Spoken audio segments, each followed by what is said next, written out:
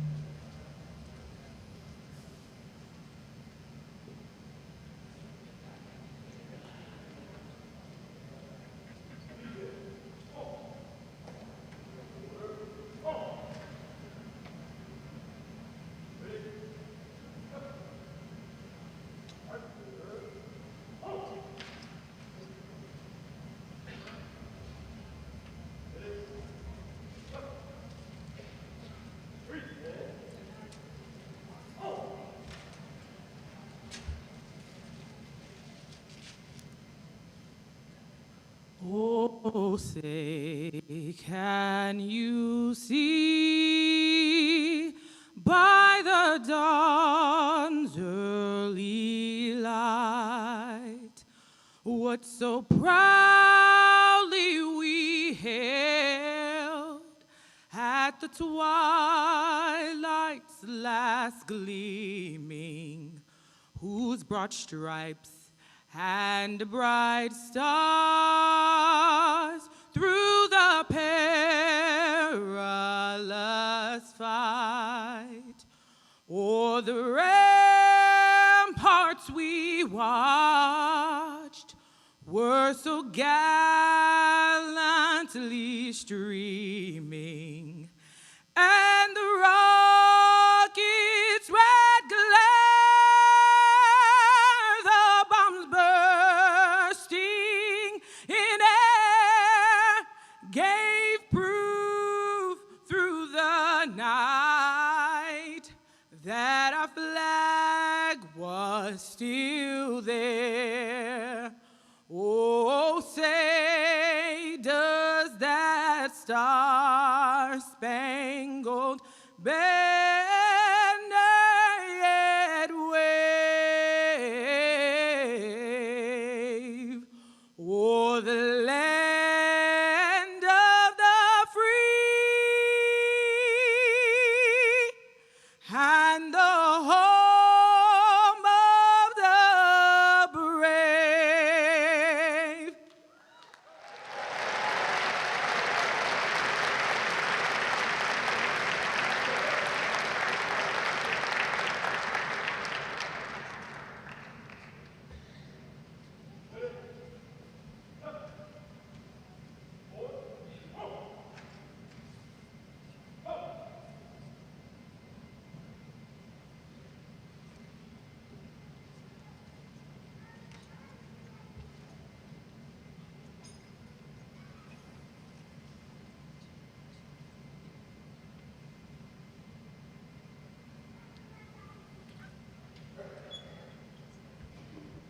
Let us please thank the Metropolitan Police Honor Guard, and please let us thank Ms. Brown Wilson for that searing rendition of the national anthem.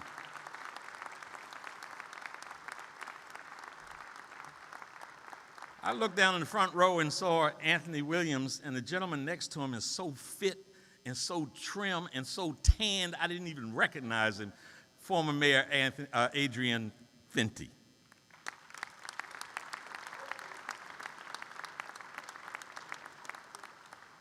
I'd like to, at this time, recognize former council members in attendance and ask them to stand to be recognized. William Lightfoot, Kathy Patterson,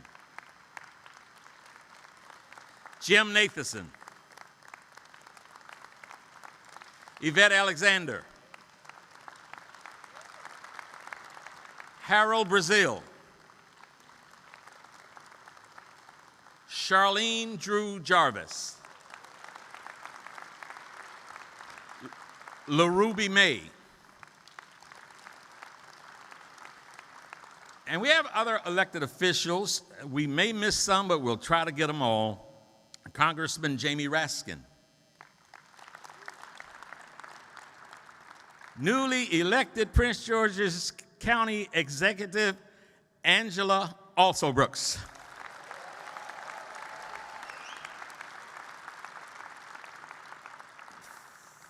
Five years ago, I interviewed Angela on my TV broadcast,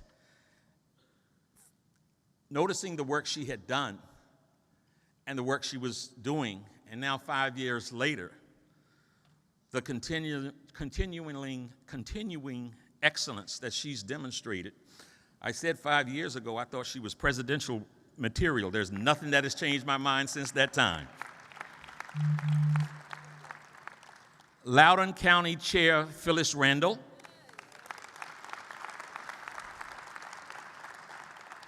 and we have with us from far away the delegation from Taipei Economic and Cultural Representative Office in the U.S.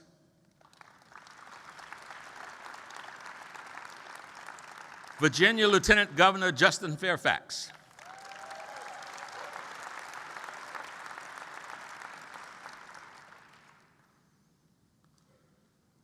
At this time, we're going to have the invocation. The gentleman who is going to do, first of all, I asked to do the invocation. They said no. The gentleman that is going to do it came up to me back in the holding room and said, "You're dressed in all black. I see we have another clergy involved." And I said, "No." And it reminded me that the day that Marion Barry was being sentenced, we were all at a hotel, and got the call that said, "The jury has spoken, sentencing is about to commence." We rushed over to the courtroom, and off of the courtroom there was a holding room. We were in that holding room, and there was about 6 of us. And naturally, it was tense. The fabulous attorney, Kenneth Mundy, walked in, and he greeted people, and he came over and greeted me. I was dressed in all black, and actually I had a shirt on like this, but it had a little gold collar around it. And he said, "Father, would you lead us in prayer?" Marion Barry had been cool up to that point. And he was like, "Oh, no, hell no, not him. We got to get somebody else." Monsignor Paul Dujack, please come lead us in the invocation.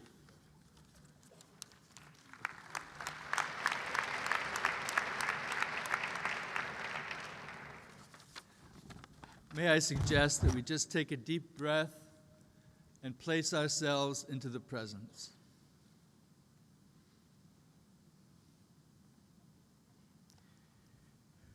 Eternal mystery, invoked with many names among diverse peoples, we lift up our hearts and minds to you, praying for a fresh outbreak of a noble human spirit. In these times, when many shout at each other from behind barricades, we pray that our city be not only the center of a nation, but also a center of civility, harmony, and common effort. We deeply hope that a century from now, citizens of the district yet to be born will remember our mayor and city council with admiration and gratitude for having led us with a rare wisdom, vision, and courage. Grant that they will win an honored place in history for modeling what government can accomplish when leaders work generously together. We pray for an experience of your presence, power, and providence, so that this, our government, may be both productive and open. No less importantly, we ask that this be the year when our citizens are finally granted a fair, full voice in the corridors of national power. To these ends, Grace Muriel Bowser, the members of our city council, and our Attorney General. Maybe Eternal, Mr. Racine, but definitely our Attorney General. In your name we pray. And the church and the people answered, Amen. Okay, thank you.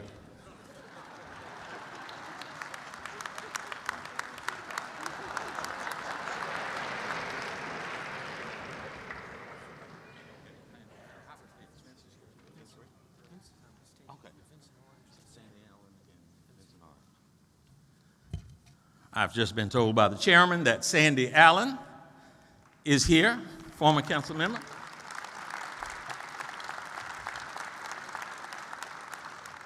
and someone with the last name of Orange that we love in D.C., Vincent Orange.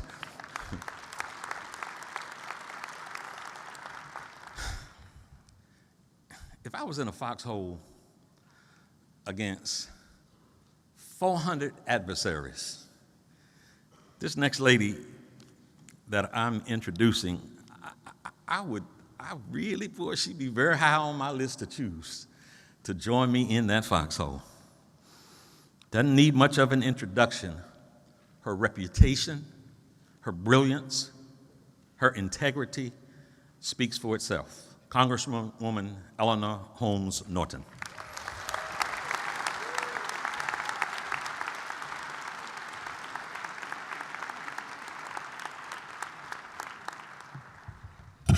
Thank you, Rock.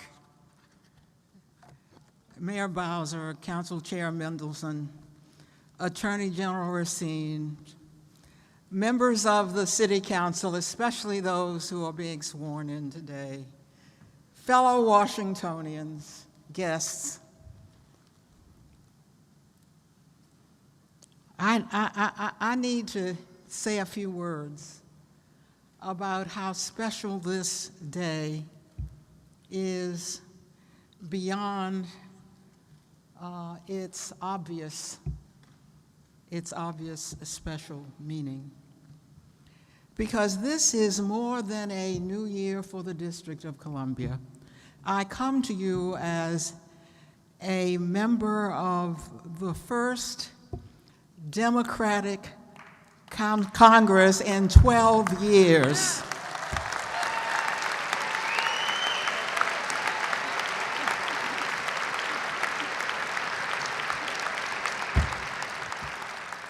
And what D.C. has had to endure will be no more, at least in the House of Representatives. And this is a brand new opportunity for statehood for 700,000 tax-paying residents of the District of Columbia.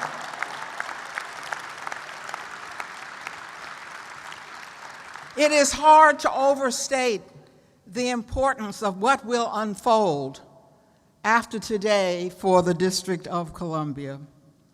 For most of my years in the Congress of the United States, far from trying for statehood, I have had to spend a good deal of my time keeping bad things from happening to the District of Columbia, from the annual Republican bills to eliminate all of the district's gun safety laws, to the 15 attempts to overturn other D.C. laws just this past Congress. That, my friends, is about to change tomorrow, January 3rd, as Democrats take control of the House of Representatives.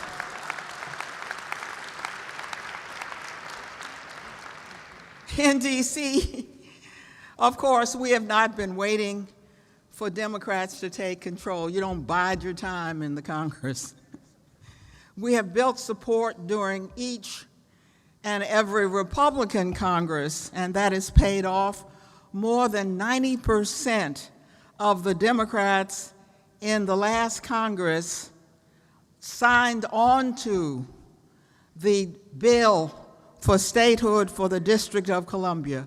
More than 50% of the Democratic senators signed on to that bill. This Congress, before it began, already has a record number of what we call original co-sponsors of the D.C. statehood bill. That is people who stand with me and say, I stand with Eleanor as she introduces. I introduce with her the bill to make the District of Columbia the 51st state of the United States of America.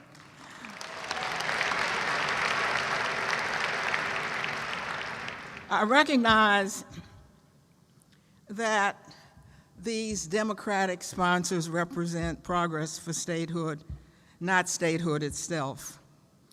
But it is progress that spurs understanding, and the understanding nationwide that statehood means that the residents of the District of Columbia, as their birthright, are the equivalent of citizens everywhere in the United States of America. We have earned it. We have earned it, literally. We pay $12,000 per capita, the highest federal taxes of any Americans, to support the government of the United States. We've earned it, my friends. And Mayor Bowser and members of the council, you have earned it with a AAA bond rating. How many states have that, my friends? Yet you have no Senate representation, and I have no final vote on the House floor, but even that is about to change. The last time the Congress was in, the Democrats were in power long ago, I figured out a way to get a vote on the House floor for the first time ever for the District of Columbia, because that vote can occur in what is called the Committee of the Whole. Lots of our votes take place on the House floor in the Committee of the Whole. Well, the Committee of the Whole wasn't formed by the Constitution, it's formed by rule of the House. So that means that beginning this week, the District of Columbia will once again have a vote on the House floor in the Committee of the Whole. We're getting there, folks. We're getting there. Things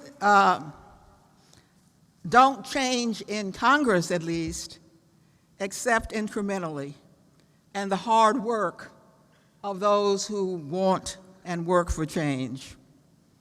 I have already designated and been granted H.R. 51 for the D.C. statehood bill. That's how it will be numbered in the House.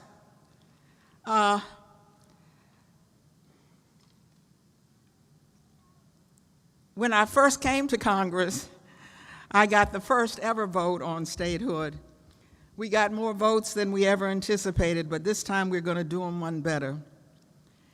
Democrats, like the founders, believe that if you pay taxes, you deserve a vote on those taxes. Or, as the founders put it, no taxation without representation. We'll test the founders' principle, this Congress, by demanding a vote on H.R. 51, statehood for the District of Columbia. Thank you, my friends, very much.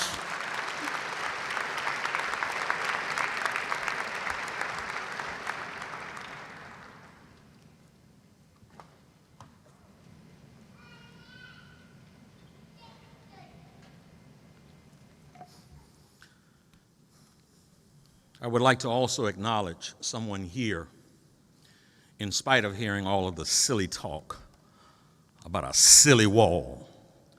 Mayor Ernesto Manchant from San Salvador, El Salvador.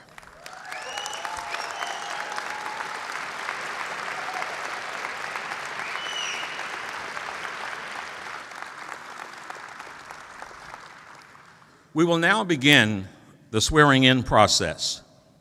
And first up will be Attorney General Karl Racine. Attorney General Karl Racine will be sworn in by someone you've recently seen on the news, Judge Emmett Sullivan. Also, Karl's family and friends will join us.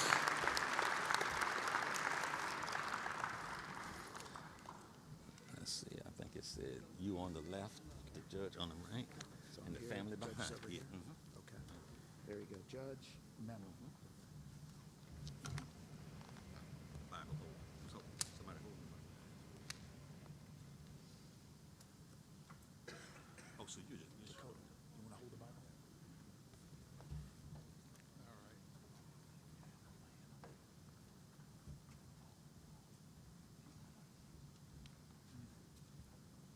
We're going to wait for my mom. Yes.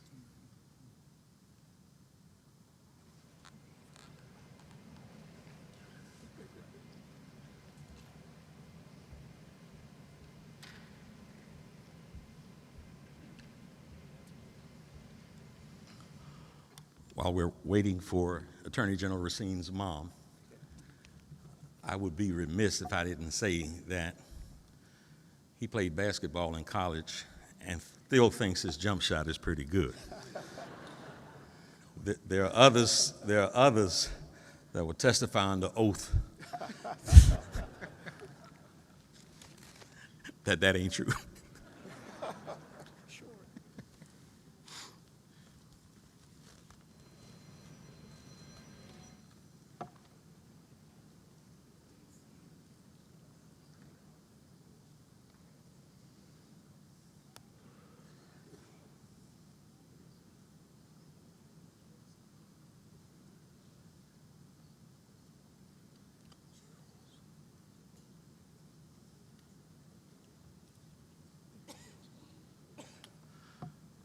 For those of you who may not be aware of the lawsuit that Attorney General Racine and Brian Froth from Maryland have initiated to keep the administration currently down at 1600 Pennsylvania Avenue accountable,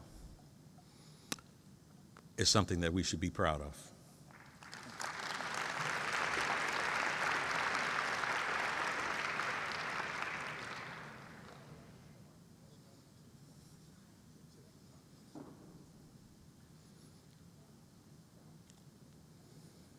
If only we could add to that bill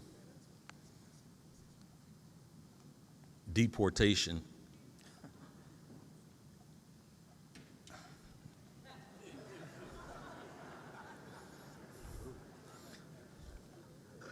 of one of the residents down the street.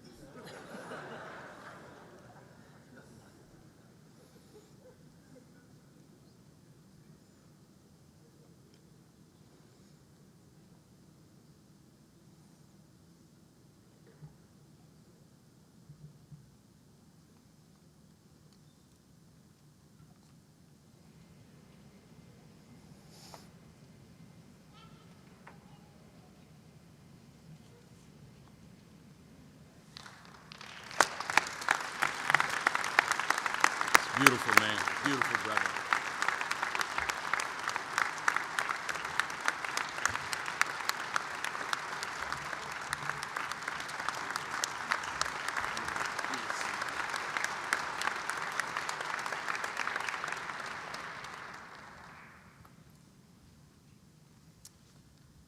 General Racine, are you prepared to take the oath? I am.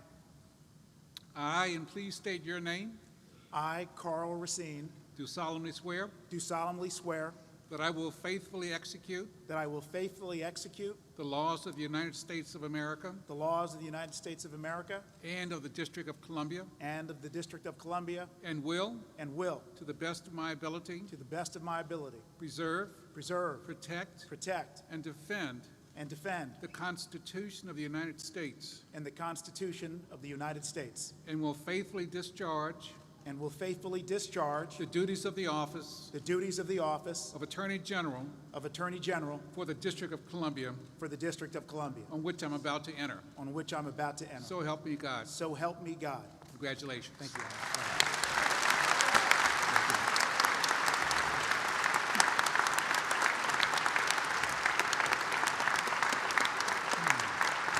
Do I go?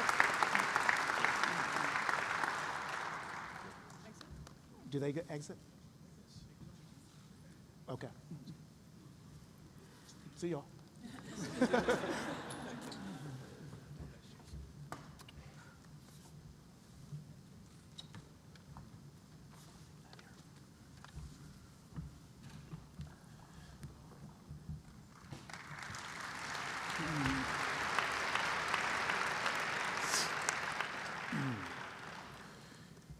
Good morning, everyone. Former mayors, former council members, residents of the District of Columbia, still have a lot of family out there and have a lot of friends who've gathered here today. Obviously, our neighboring jurisdiction is well represented with extreme talent at their level. We're looking forward, as Rock Newman said, to your continued success. Thank you also for your indulgence of the little bit of the time that it took to get the family up and my mom up. It's incredibly important for her to be here.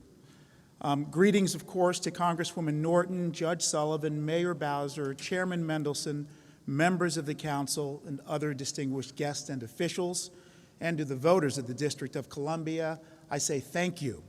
Thank you for your profound trust that you've placed in me 4 years ago, and thank you for trusting me again to lead the office of Attorney General. 8 years ago, the voters chose overwhelmingly to create an independent office of the Attorney General. 4 years ago, I ran to be the first independent AG, and I promised to create an office that would be recognized amongst the best Attorney General offices in the country, an office that would provide the district with excellent advice, defend and prosecute the district's interest in court, and use as many resources as possible to help our most vulnerable residents. When I was sworn in, I told you I would strive to be as fierce and fearless as Congresswoman Norton in fighting for autonomy and respect for the District of Columbia. When I was sworn in 4 years ago, I also promised you that I would strive to be fair, principled, and appropriately tough, like Judge Emmett Sullivan, in ensuring that not only the law is followed, but the right legal outcome is determined. And lastly, I promise to do my very best to embody my mother's empathy and compassion. While it's important for some of the younger people to have goals, I know that I'll never achieve the record of service and compassion that my mom, Dr. Marie Racine, 45-year professor at the University of District of Columbia, achieved in her life. 4 years ago, my mother was an active, independent senior woman. Today, she's on the path to recovery with the help of family, friends, and health aides. I want to specifically thank my incredible sister, Mikhail, for being just an extraordinary caretaker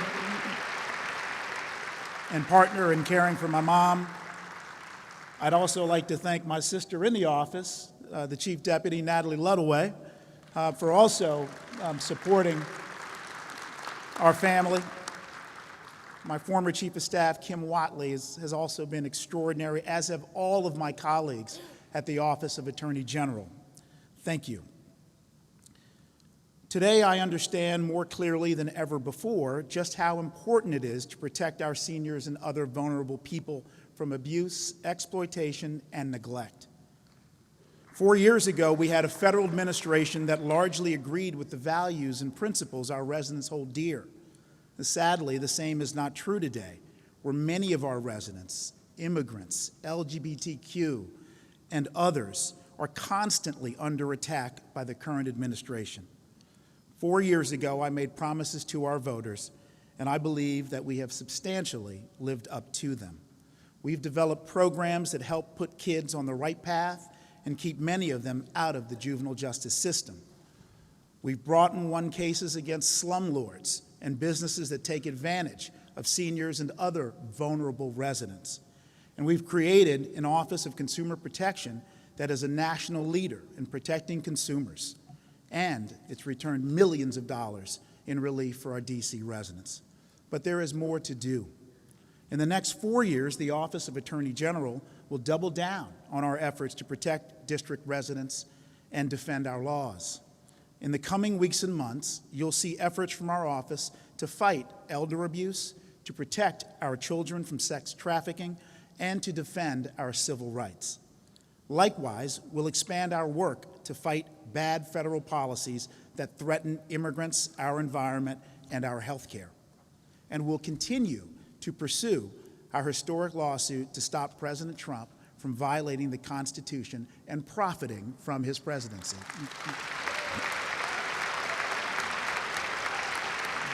Finally, our city is facing a dramatic increase in murders, and it's all of our elected leaders have the responsibility to really come together and try as best we can to reduce the level of violence and killings in the District of Columbia.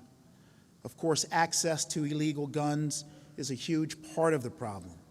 Another part of the problem, as I spoke with Mayor Bowser just a week or so ago about this, is that oftentimes petty disputes are resolving themselves unnecessarily in killings.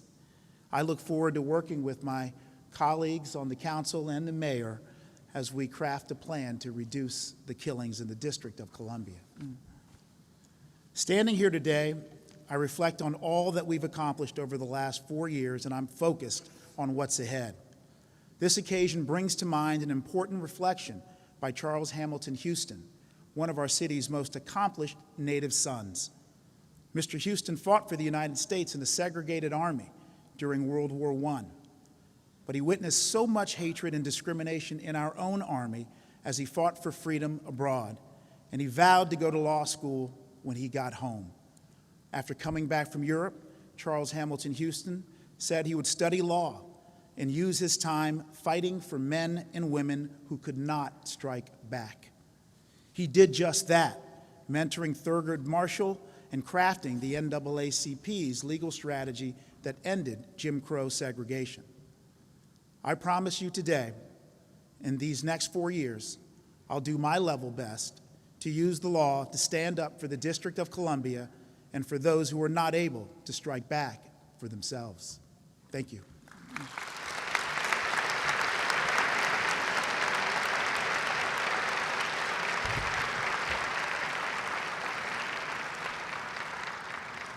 Well, at this point, I'll make this announcement. Should any of the council members go over their allotted time, I may well nudge them off, but I wasn't going to mess with the Attorney General.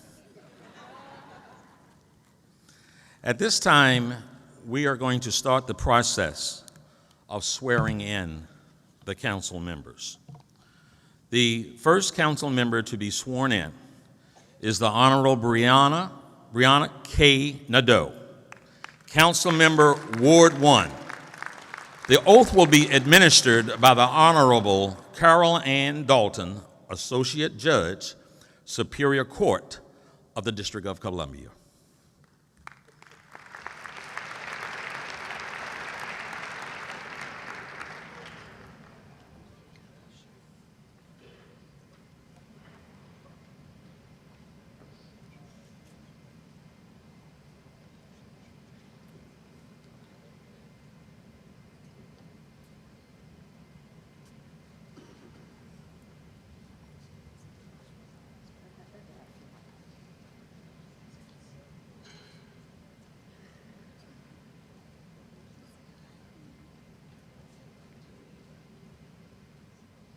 Councilmember Nadeau, are you ready to take the oath of office? Yes, I am. I state your name.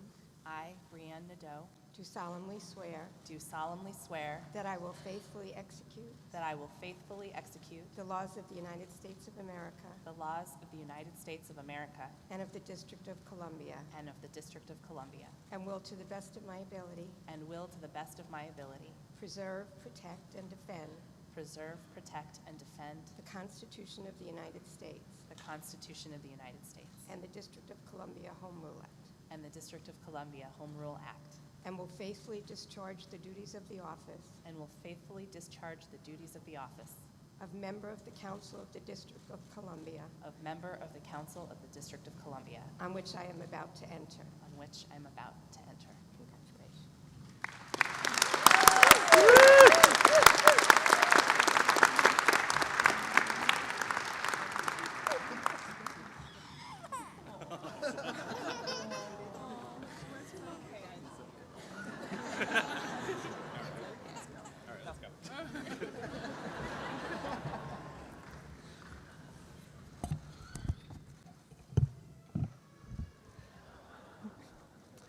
Might not be the last time we see that kind of thing up here today. Lots more babies here on the council. Thank you, Judge, very much for swearing me in and for all you do for the district and our youth. It is with deep gratitude for the people of the District of Ward 1 that I stand here today, reflecting on all we have accomplished together over the past 4 years and all we have left to do. Over the past 4 years, I've worked shoulder to shoulder with residents, community leaders, and every colleague seated here. We put more than 500 units of truly affordable housing in the pipeline in Ward 1, invested hundreds of millions of dollars into our neighborhood schools, and created new clean teams and Main Street programs to support our commercial corridors and small businesses.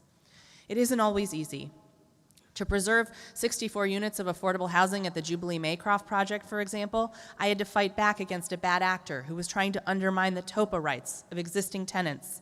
At Park Morton, I'm determined to fulfill a decades-old promise of the New Communities program to build first and keep residents together in our community, despite the many hurdles that have been put before us through legal challenges and disagreements with the Housing Authority. These are just 2 projects that illustrate how much larger our commitment must be. With an aging housing stock and endless private interest in redeveloping it, we must use every tool we have to protect and produce affordable housing. I will not be deterred in this work because I know that now, more than ever, there are residents saying, yes, in my backyard. Build more affordable housing and build it here. Help us keep our neighborhoods diverse, preserve the rich history that comes from longtime residents and businesses. I hear you, longtime residents, when you say, we don't recognize our neighborhoods anymore. All the new things being built are not being built for us. Even newcomers are saying, please do not let our presence wipe away the vibrant culture that first attracted us to the district. And that's why I've begun work on an equitable development plan for Lower Georgia Avenue. Ward 1 is the most diverse ward in the district, which gives us the opportunity to be the model for racial equity. Together with residents, community partners, educational and financial institutions, we will find a path forward that allows everyone to benefit from the prosperity coming to our community. It has been my privilege to serve as the chair of the Human Services Committee for the past 2 years. I've been charged with serving our most vulnerable residents, those with disabilities, those living in poverty, those experiencing homelessness, and the committee is meeting that challenge. In the last 2 years, I restored and enhanced rights for those with disabilities. I reformed our public assistance program to give struggling families the time and resources to get back on their feet and thrive. I updated our emergency homeless services system to ensure resources are available to families for many years to come, and I was proud to fund hundreds of units for housing for homeless residents, as well as the first year of our Solid Foundations plan to end homelessness among youth. Together, Mayor Bowser, we closed DC General and opened 3 new short-term family housing sites with more on the way. I'm proud of the investments we've made, yet in a town with so much prosperity, we have much more work to do to serve our most vulnerable residents. I will not rest until I've identified every possible funding stream for the housing we need to end homelessness. I think you all know by now that I have taken to fighting not only the battles I can win, but also the battles that need to be fought, and I will not give up. We have a roadmap for ending homelessness, and I am hopeful that all of our elected leaders will find the courage and determination to get us there. I want to take a moment to reflect on how different my own life is now than it was 4 years ago. 4 years ago, I stood here surrounded by friends and family and one of my littlest constituents, Amelia Gibson, who was mistaken by the Washington Post as my daughter. And today I stood here earlier with friends, family, an incredible team of Ward 1 staff volunteers, past and present, and my beloved husband, Jason, and actual daughter, Zoe. I want to thank my husband, daughter, mother, and my entire village for all of their support. Public service is a path I was called 2 years ago, from my time in the Girl Scouts, where I learned to look for work and leave things better than I found them, to my time in the Neighborhood Association and on the ANC, to the years I worked as a staffer in Congress and now as council member. My own personal journey, from a single lady living on 14th Street to a mama living in Parkview, has given me an even deeper understanding of the experiences of my constituents and helped me become a better council member, just as I hope having been a working mom and public servant will ultimately make me the best partner and mother I can be. I didn't set out on this path expecting to make national news when I pumped milk on the dais while conducting a hearing. I was just doing what I needed to do in order to keep my baby fed, like so many of the mothers I encounter on a daily basis. Being a working parent is hard, even for those of us with privilege, and my hope is that we can continue to press forward with policies that make that easier. Fully implementing our paid family leave program and ensuring access to affordable care are critical to this goal. As a white woman, I understand that my perspectives come from a place of privilege, and I carry this responsibility with a great sense of obligation. As an ally and a leader to our most marginalized community, I've always strived to elevate the voices of others and to work with them rather than for them. I don't always get it right, but I will not give up. Inequities that persist may be caused by our history, but they persist because of the things we are doing in the present. That means that as we examine our comprehensive plan, we must build more housing at all income levels, and we must build it everywhere. We must preserve affordable housing and ensure that it is dignified. We must continue to strike down unjust laws that negatively impact people of color until we have completely dismantled the racist systems in place throughout our government. It means that we must be victorious in our fight for statehood so that we will no longer be at the mercy of privileged white men who live thousands of miles away who we did not elect. And perhaps most importantly, we must stop advancing the false paradigm of you win, I lose, that has existed too long within our communities, because it is possible here in the nation's capital for everyone to be winners. We are a prosperous city, but that prosperity is not distributed equitably. That means that we can and should prioritize resources for those who've been held back by racist institutions that we are all a part of. For those of us who have benefited from racism, we have to be prepared to feel the discomfort that comes with losing a little bit of our privilege, because we didn't earn that privilege. It was bestowed upon us by the color of our skin, by the neighborhood we were born in, and by the unjust ways in which people of color have been treated for hundreds of years in our country. And the sooner we can acknowledge that, the sooner we can rectify it and begin to heal our communities. I came here to serve our most vulnerable people, and that will always be what guides me in my work unapologetically. Thank you.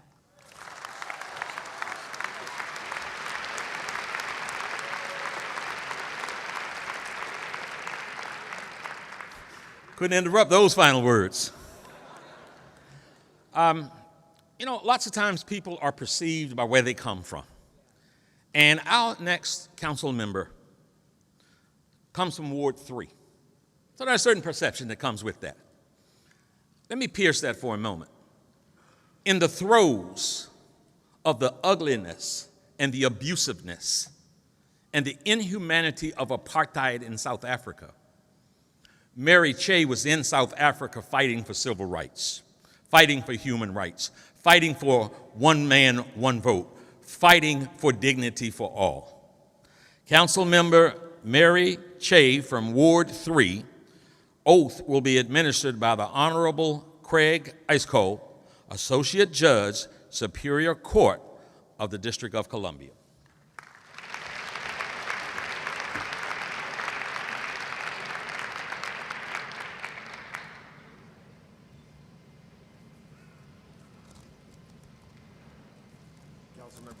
Che, are you ready for your oath? Yes. Please repeat after me. I, Mary Che, I, Mary Che, do solemnly swear do solemnly swear that I will faithfully execute that I will faithfully execute the laws of the United States of America the laws of the United States of America and of the District of Columbia, and of the District of Columbia, and will, to the best of my ability, the best of my ability, preserve, protect, and defend preserve, protect, and defend the Constitution of the United States of America the Constitution of the United States of America and the District of Columbia Home Rule Act, and the District of Columbia Home Rule Act, and will faithfully discharge the duties of the office of Member of the Council of the District of Columbia, the duties of the office of Member of the Council of the District of Columbia, on which I am about to enter. on which I am about to enter, So help me God. so help me God. Congratulations.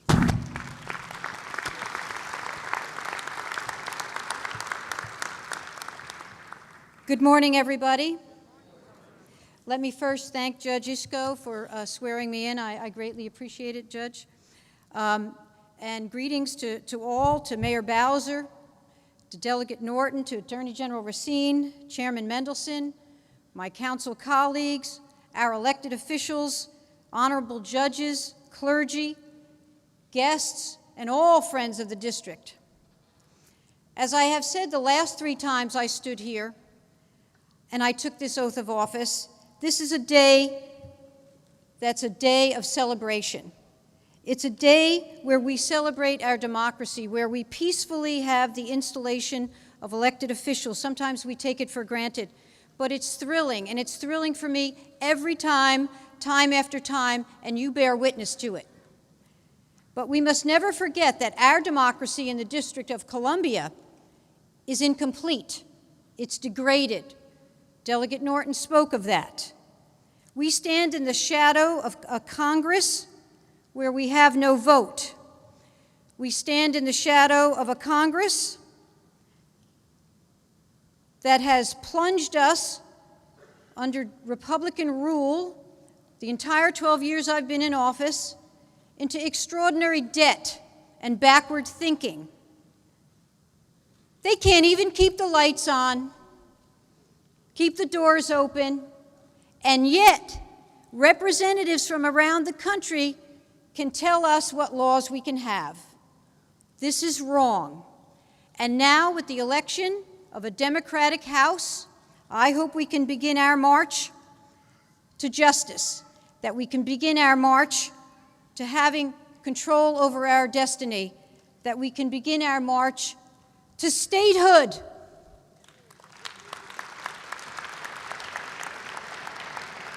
And just look at us. We are the envy of jurisdictions around the country because of our economy. We have balanced our budgets. Our economy is very strong. We have A bond ratings. And yet, we also have our struggles. There are too many murders, too much carnage on our streets. We're crushing people with high fees, fines, and charges. We're suffocating our businesses with lengthy procedures and burdensome bureaucracy. We've been too quick to yank away people's driver's licenses and upend livelihoods, and too quick to lock up people who should not be locked up, and too quick to release those who should. Now, since our economy is strong, we have the opportunity to secure our future.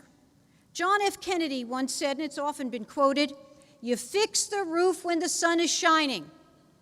That's what we need to do. So what should we do? Well, first of all, we should fix our infrastructure. We should continue on the path we've been on to modernize our schools, our libraries, our rec centers, our firehouses, our police stations, and we should fix our roads.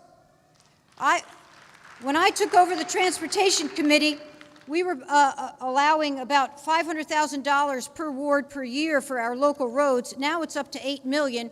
We need to fix our roads, our sidewalks, our bike paths. We need to make people safe on the streets. And we need to keep that up. And in all of our building, including housing, et cetera, wherever there's a District of Columbia dollar, there should be District of Columbia workers. We should employ our own people. And in terms of our workers, let me just say, I want to do a special shout out to Councilmember Alyssa Silverman, who has done an enormous job protecting our workers, including giving us the Family Leave Act. Thank you very much, Councilmember. The second area is environment and environmental change and climate change and protecting our environment. We've made great strides here, protecting children from lead and adults as well, pesticides, harmful chemicals, cleaning up the Anacostia and more. And we've just recently passed, despite last-minute undue influence by Pepco Exelon and a change that they insisted on, we've recently passed the strongest climate change bill in the nation. You should be proud of that. Now, perhaps most immediately, we should devote our attention to our children and their education. Now, 12 years ago, when I started on the council, we started on a road to reform under Mayor Fenty. And we wanted our system of education to have high standards. We wanted our students to succeed. We wanted the best teachers. We wanted wraparound services. We wanted to close the gap between children who struggle in low-income families and others. Now, despite some gains, and there have been some, we have not actually achieved our goals. We have the highest teacher turnaround in urban jurisdictions. We have the gap between low income and higher income has not only not shrunk, it's expanded. We're told about our great graduation rate, but when we look closely, it's not so great. We're graduating people who shouldn't have been graduated. We're told that suspensions are down, not really. We have many problems. And I want you to think about this for a second, just to think about this. We take a child at age 5, put them through our school system, and then graduate them 12 years later, and some are functionally illiterate. That's a crime, ladies and gentlemen. We have to stop that. I've spoken to business people who say they want to hire our residents, and they lament the fact that some of the people who come forward can't even fill out the application. That's wrong. We have to make change. We have to do it now. Now, the first way we will make change is to ask questions. What's wrong?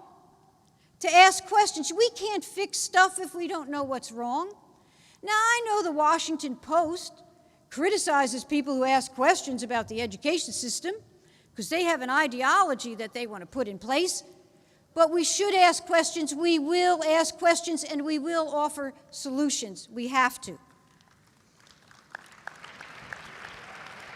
Now, I see you coming. You're coming. What should we do? Well, first of all, don't attack the messenger. Let's ask the questions. Let's try to get answer. But let's have less testing and more teaching. Let's have a broader conception of our curriculum. Let teachers teach. Let them bring the whole world to our students. You know, there's someone who said, teaching is not about filling buckets. It's about lighting fires. That's what we need to do. We need to bring these wraparound services that we've been promised. We need to focus on the individual. I still see you coming. So there is a lot to do, but we can do it, you see. We can do it. We're a compassionate and resilient people. We can build our bright future. We can be the cause of our own success, but we have to be fearless and honest and committed to one another. Now is our moment, and I look forward to working with all of you as we make that future for ourselves. Thank you very much.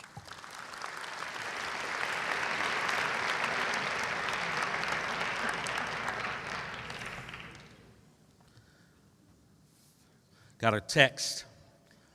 For those of you who may not know, I proudly serve on the Board of Trustees at the greatest institution in the history of learning in the world, Howard University.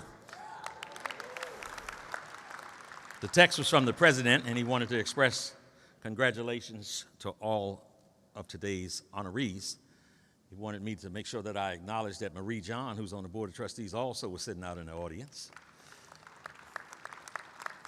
And that the next gentleman that we are introducing is a proud Howard University graduate. I couldn't wait to say that. The Honorable Kenyon R. McDuffie, Council Member, Ward 5. Oath administered by the Honorable Eric P. Christian, Associate Judge, Superior Court of the District of Columbia.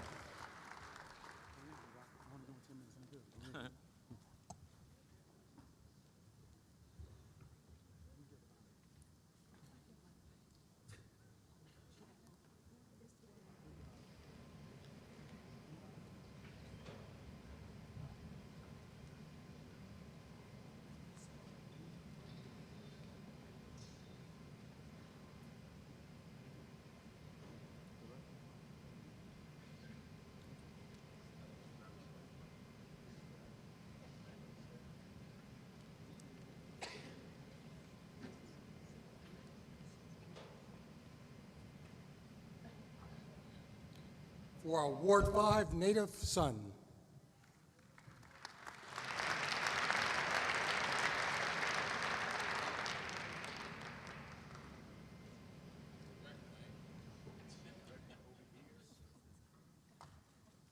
Council member, are you ready to take the oath? Yes, I am.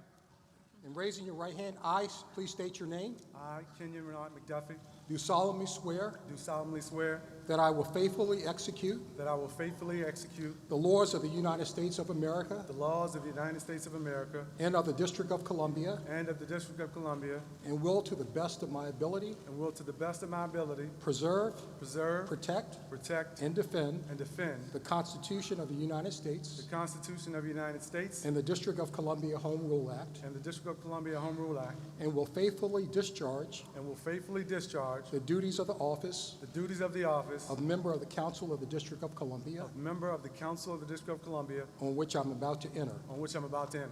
Congratulations. Thank you, Judge.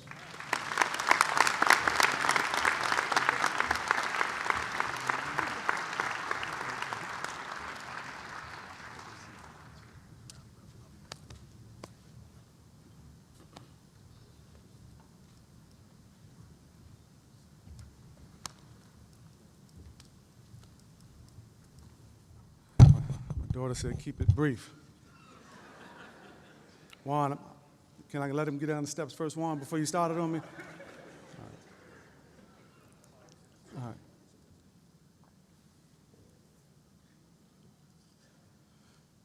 Good morning to all of our distinguished judges and other invited guests. And thank you to the Honorable Eric Christian, Associate Judge of the Superior Court of the District of Columbia, for swearing me in this morning. I've been honored to have Judge Christian swear me in each time that I've taken the oath of office to represent Ward 5 on the council, and I'm especially proud to have someone like me who attended Ward 5's Archbishop Carroll High School as well as Howard University and is a District of Columbia native. Thank you, Judge.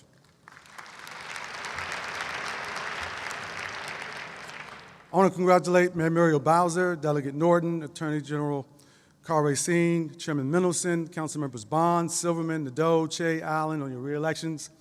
I want to thank each of you as well as my council colleagues for your dedicated service and commitment to our hometown, and I look forward to working with you over the next 4 years. Congratulations to our shadow delegation, all our school board members, all our advisory neighborhood commissioners. I really appreciate all your incredibly hard work and your efforts. And thank you to my truly amazing mom, to my in-laws, my brothers, my sister, all of my nieces and nephews, all of my stronghold brothers and sisters, including my dear friend and the current Lieutenant Governor of Virginia, Justin Fairfax. I invited a few special guests here this morning, Zion Kelly and Robert Butler, two young men with very different stories of overcoming the odds, both of whom are representing our city remarkably well today. I also invited Nadine Smith and Dwight Davis, principals of Dunbar High School and Brown Education Campus, respectively. Thank you for promoting high standards and expectations within your schools, for your dedication to your students, teachers, and parents, and for all that you do each day to make your schools a special place. And last but certainly not least, I want to give thanks, a special thanks, to my extraordinary wife, Princess, and to my beautiful little princesses, Casey and Josie. I'm so blessed to have the unconditional love and support of such an amazing wife and kids. Thank you all. I love you.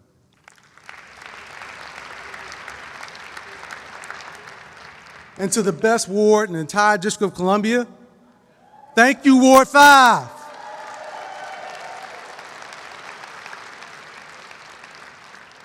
I'm immensely grateful to everyone who voted in last year's election, especially all of my loyal supporters who generously contributed your time and effort to our campaign. Ward 5, I am honored, I'm humbled that once again you've entrusted in me the awesome responsibility of representing you on the Council of the District of Columbia. I feel the energy and excitement that is inside of this room today, but I must say that I can't help wondering about the thousands of residents who aren't here with us. Those residents who we did not touch along the campaign trail, the people who are not excited about how quickly the city has changed or optimistic in the least bit about their prospects for the future, those who are hiding in the shadows. I feel somewhat conflicted Because sure, I can rattle off a list of noteworthy legislative accomplishments like our work on campaign finance reform, juvenile justice reform, ban the box for housing, and the NEAR Act. And that's those things that we can be proud of. But sadly, I'm not aware of a single statistic that would suggest that we are on the verge of closing the staggering education gap between black and white students in our public schools. Sure, we've invested billions in school construction over the last several years, and we've seen some incremental gains in test scores along the way. Yet I can't point to a single public school located east of the Anacostia River that has a waiting list full of students living west of Rock Creek Park. A true measure of our success for our city, as it should be for any city, is how we educate our kids. If you want to find out whether unemployment in one of our city's neighborhoods is high, look to the schools. If you want to learn whether a neighborhood has poor health outcomes, check out the schools there. And if you want to know why a community has a disproportionate share of available affordably priced housing in our otherwise expensive housing market, just look at the schools. If we really want to help those most in need, if we're serious about changing the odds for our young people and families that are struggling, let's begin by improving our schools.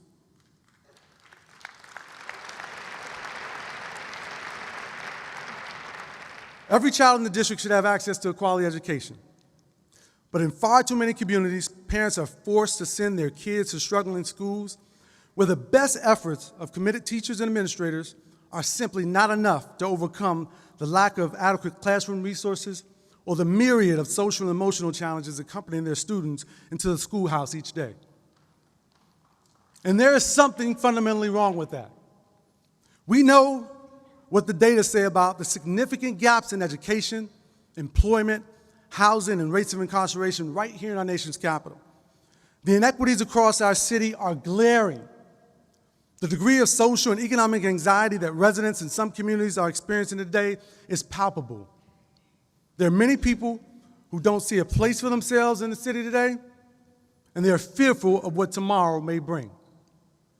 We must fight to change the odds for them, and I believe that we can.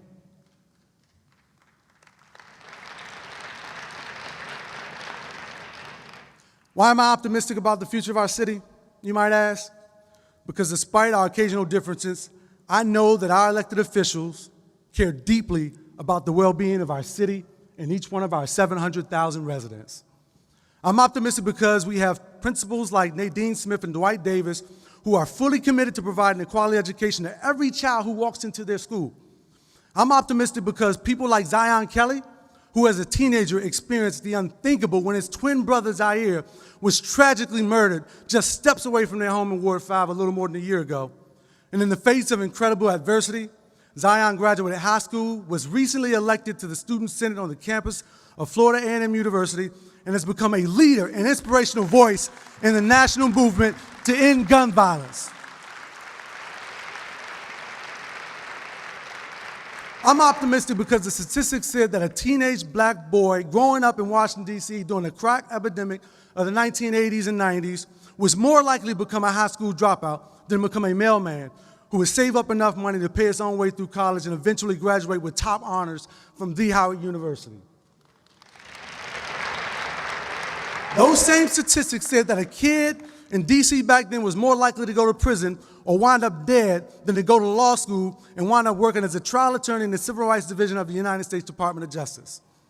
I'm optimistic because the love and support of the people in a small, working-class neighborhood in Northeast D.C., known affectionately to its residents as Stronghold, has helped me to overcome incredible odds in order to stand here on this stage before you all today.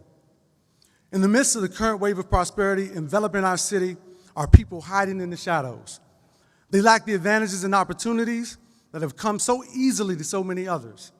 And in closing, I believe that it is my responsibility, indeed it is my duty under the oath that I just swore, to protect and defend those residents and help bring them out of the shadows and into the light.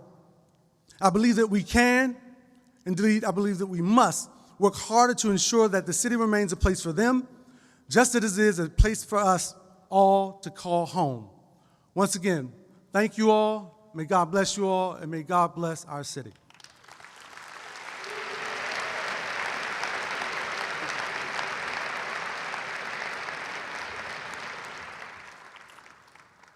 We will now keep this moving. I'd like to introduce the Honorable Charles Allen, Council Member, Ward 6. Oath administered by the Honorable Robert E. Moffitt, Chief Judge, Superior Court of the District of Columbia.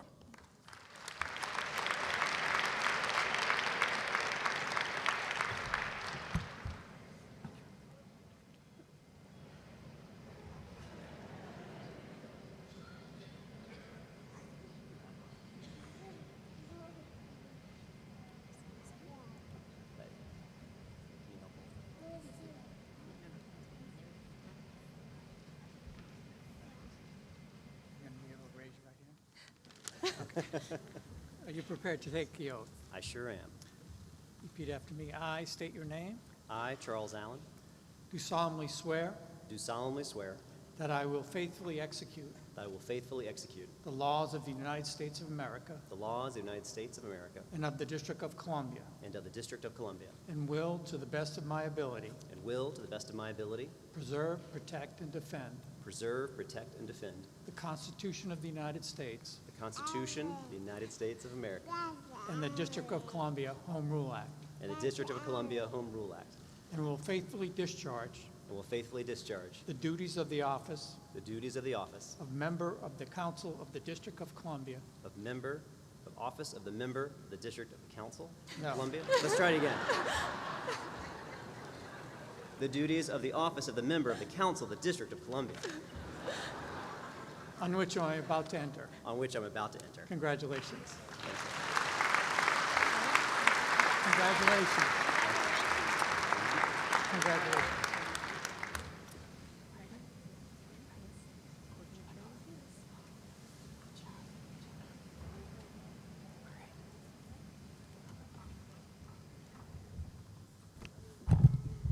My wife and I worked out like 20 different scenarios of how that was going to work. And that worked about as well as we could expect. Thank you all very much. Let me first thank Chief Judge Robert Morin for administering the oath today. He does an outstanding job of leading the district's Superior Court, and it's been an honor getting to know him over the last couple of years, and I really look forward to continuing to work closely together on the district's behalf. My congratulations as well to our warrior on the Hill and my Ward 6 constituent, Congresswoman Eleanor Holmes Norton, to our mayor and new mom, Muriel Bowser, to our Attorney General, Carl Racine, to our council chairman, Phil Mendelson, and to all of my colleagues on the council for their re-elections this past year. Congratulations.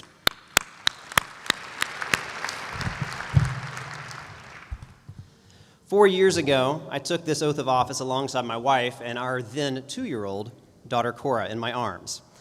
Ever daddy's girl, we weren't quite sure how it was going to work out that day as well when I had to hand her over to give my remarks.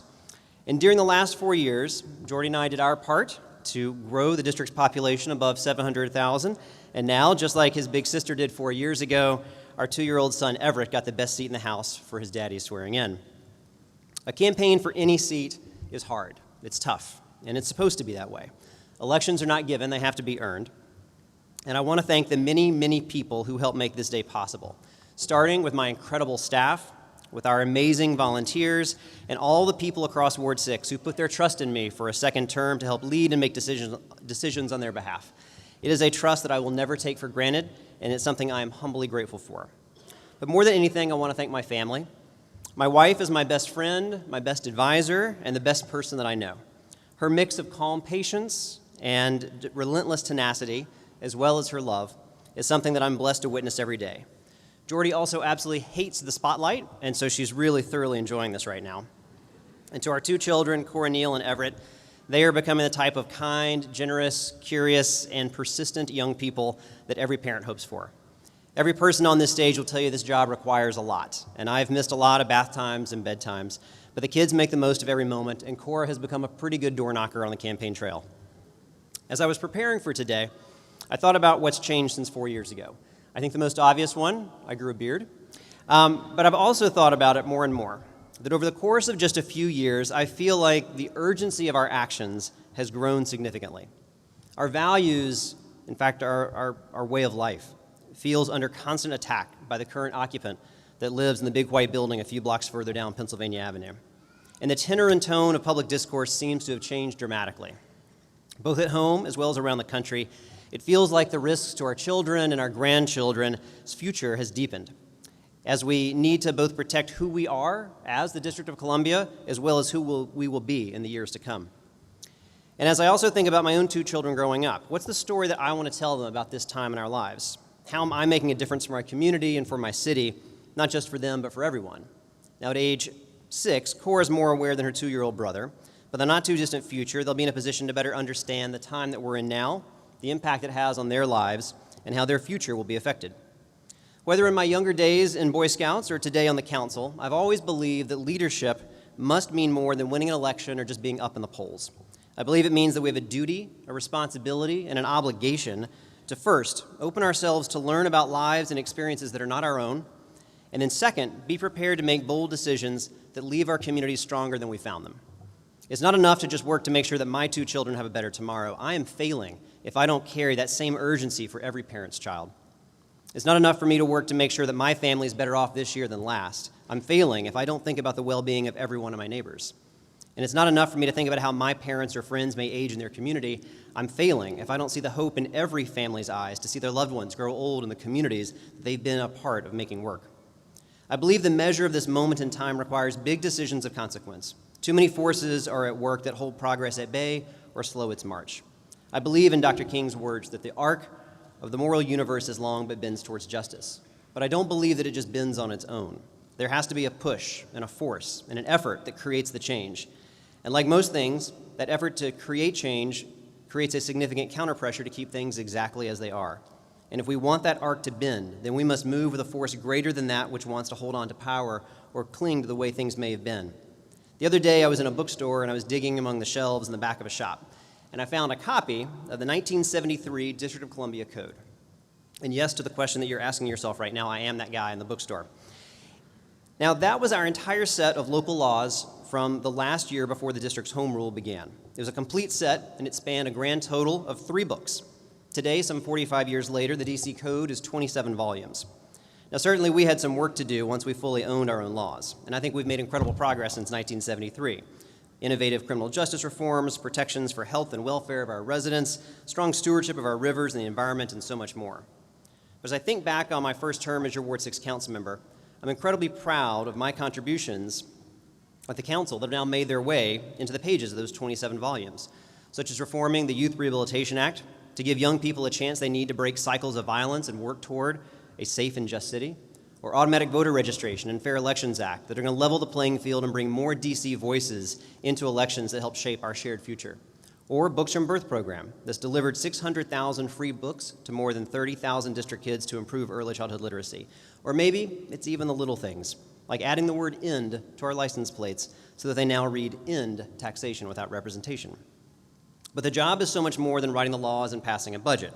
It's the life in between the words and the pages that often matter most. It's getting to help the senior couple that's struggling to pay bills and they need to stay in their home, or the working mom who just needs help getting her kid to school on time, or the small business owner who's gambled it all on themselves and their own ideas and they just need their government to work a little bit better. Or it's 170 seniors who lost their homes and almost everything they possess in an instant during an afternoon fire that took an entire building, and they need their city to help get them back on their feet. These are the stories that you won't find on any page of those 27 volumes, but they are part of the challenges we face and the solutions that we must find. We are facing moments of consequence every day, whether it's for that individual resident, for that working family, or for the entire district to lead and show how we get things done. And while our story is still being written, much of it will never show up within the pages of any copy of the DC Code. It'll be told with the actions we take, the causes we fight for, and the ideas that we inspire for the district's future. The story that I want to be able to tell my children is one of hope and determination that leaves my community better than I found it. That as we look back at this moment in our history, that I worked hard to meet the challenge of today with a vision of where we must go tomorrow. And of course, this opportunity of responsibility falls not on one of us, but on all of us. So whether we're launching new major initiatives like a paid family leave, or whether we're getting a stop sign and a crosswalk installed at a dangerous intersection in our community, today's ceremony is about all of us renewing our dedication to make life better, in ways both big and small, every day for the amazing people who call DC home and who put their trust in us that take this oath. I'm incredibly proud of the work that I've done over the last 4 years. I am excited to get back to work with my colleagues to solve problems for the next 4 years, and I'm grateful that you've given me a chance to add to the story that we're all going to tell one day. Thank you all very much.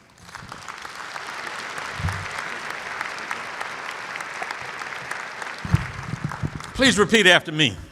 Taxation without representation is tyranny.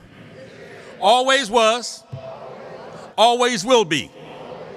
DC statehood.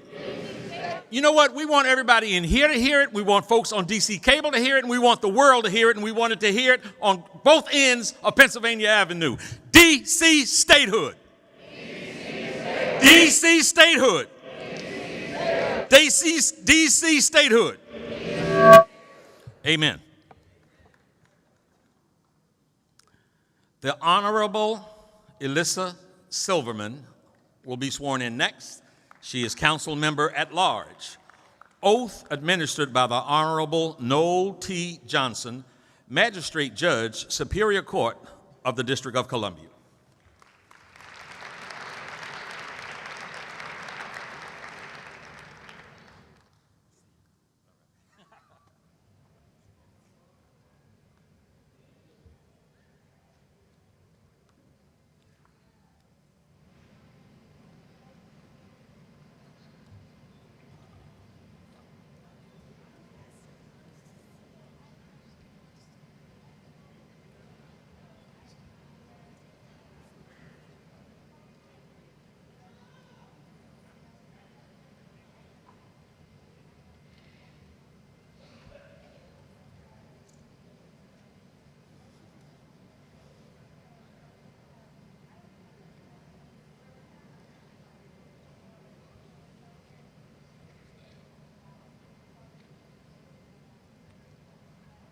Councilmember Silverman, are you ready to take the challenge? Yes, I am. I state your name. I, Elissa Silverman, Do solemnly swear do solemnly swear that I will faithfully execute that I will faithfully execute the laws of the United States of America the laws of the United States of America and of the District of Columbia, and of the District of Columbia, and will, to the best of my ability, and will, to the best of my ability, preserve, protect, protect, and defend defend the Constitution of the United States the Constitution of the United States and the District of Columbia Home Rule Act, and the District of Columbia Home Rule Act, and will faithfully discharge and will faithfully discharge the duties of the office of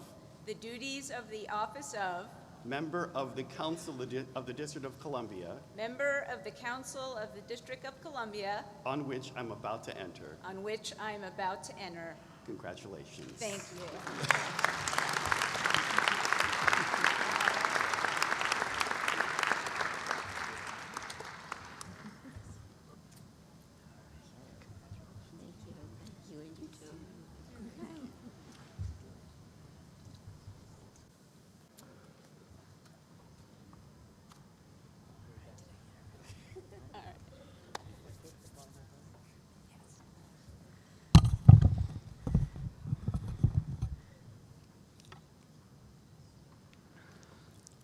Where's Ruck?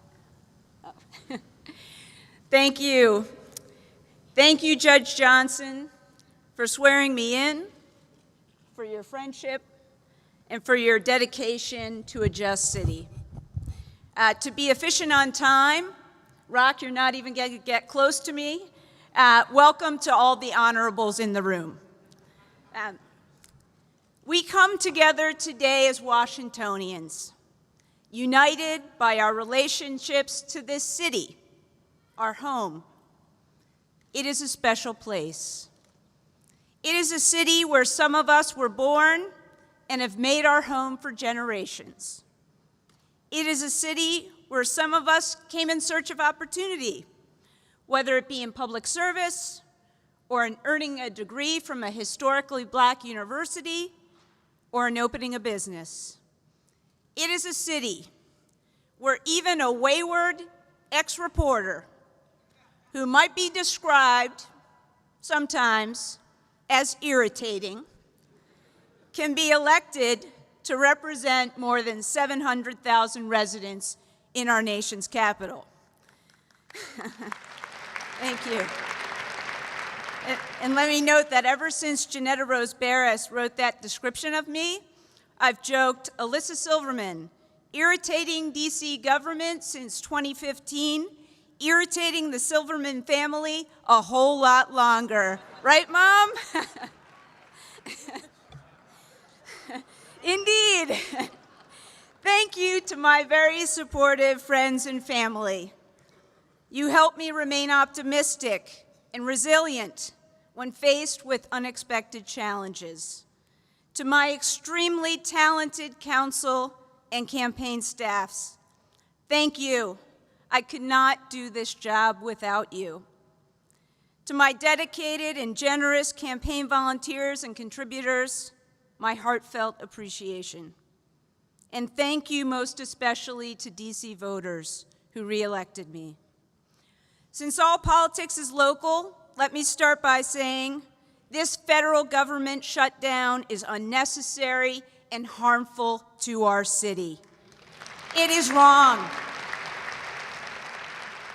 Just as denying DC residents a full voice in Congress is wrong. I look forward to DC being the 51st state and having full representation in national affairs. At the same time, however, we need to make sure we give full representation to our own residents in their own local government at the Wilson Building. We need to be intentional that government's power and resources benefit all of us, not just those with high-priced lobbyists and low-number license plates. There are many longtime DC residents who have watched their city change and grow, sometimes right in their own backyard, yet seemingly without them or to the exclusion of them. Cities evolve, and that is healthy, but one thing should not change, that everyone who lives and pays taxes in the District of Columbia has a place here, has a voice here, and deserves to be heard. They need to know that because of, not despite of, their life experiences, they are valued. For many in this convention center, DC is a city of dreams fulfilled, and that is a wonderful thing.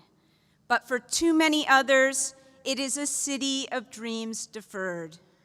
That is the challenge we as a city need to overcome. These are often referred to, and you've heard of them today, as the achievement gap, or the health equity gap, or the wealth gap. We all agree it's unacceptable in a city as prosperous and with as many resources as ours, we have such stark differences between black and white success in the classroom, in health outcomes such as infant and maternal mortality, and in household income. But perhaps the biggest gap of all is between the government we profess to be and the government we are in practice. It shouldn't be a fight to fund effective adult education programs that put mom and dads to work. That's right. Or to have specialty health care located throughout our city, or to put money toward evidence-based restorative justice programs that can help make sure a 10-year-old buying an ice cream or a social worker commuting home from work doesn't become a victim of gun violence. We need to be focused on closing these gaps, but all too often these gaps have been exploited in our city to divide, to pit one group of residents against another. And as we've seen in this past year, this approach is not only hurtful and dangerous, but it does nothing to truly empower those who need our help the most. In order to close those gaps, we need to work together to see strength in our diversity. It is my honor to advocate for those who work hard every day in our city, especially giving voice to those who feel left out of DC's economic renaissance. We don't take advantage of our economy enough for the benefit of district residents.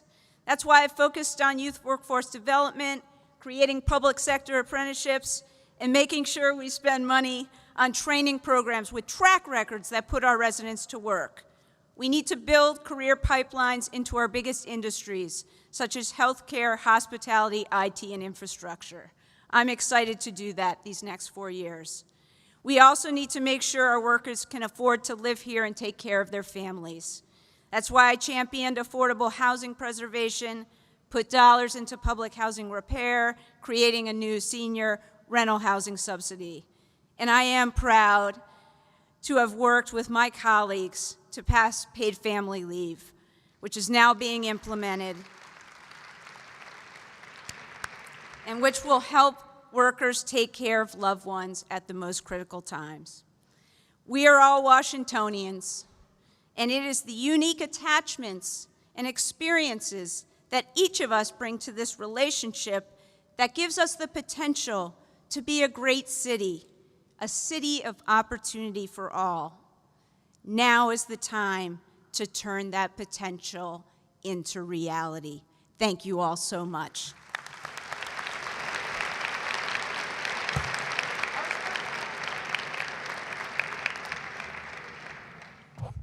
Alyssa, I was about to go down, just in case you were going, I was about to go down and see your mom and dad. He whispered something to me when he went by. Lets me know he was in control. We will next introduce the Honorable Anita D. Bonds, Council Member at Large, oath administered by the Honorable Anna Blackburn Rigsby, Chief Judge, District of Columbia, Court of Appeals.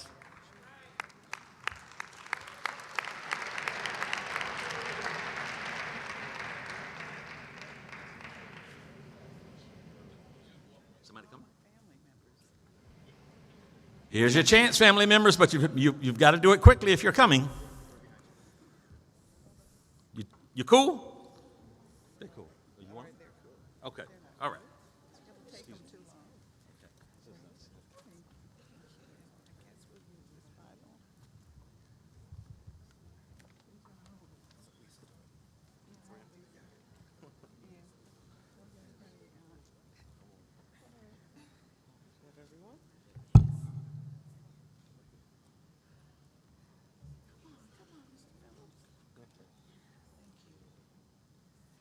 Council member, are you ready to take the oath? I am. And thank you. Repeat after me, please. I state your name.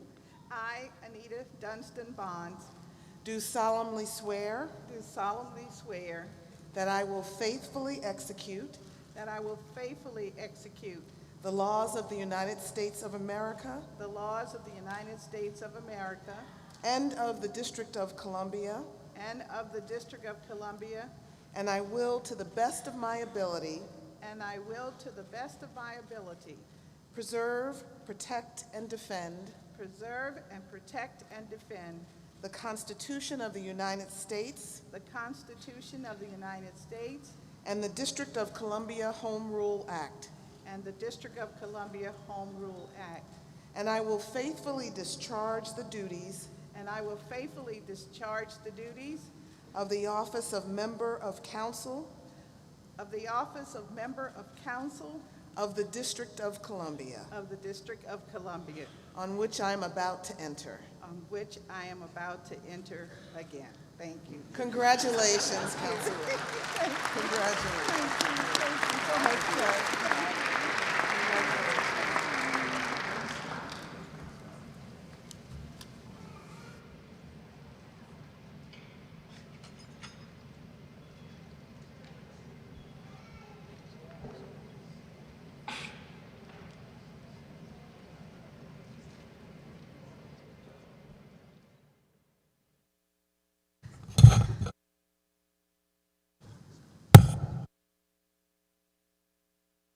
I know my time is starting, and so I am going to try and refer to my notes so that I will not invoke any disruption up here. But I want to thank everyone for being here today, and I want to thank Chief Judge Blackburn Rigsby for installing me.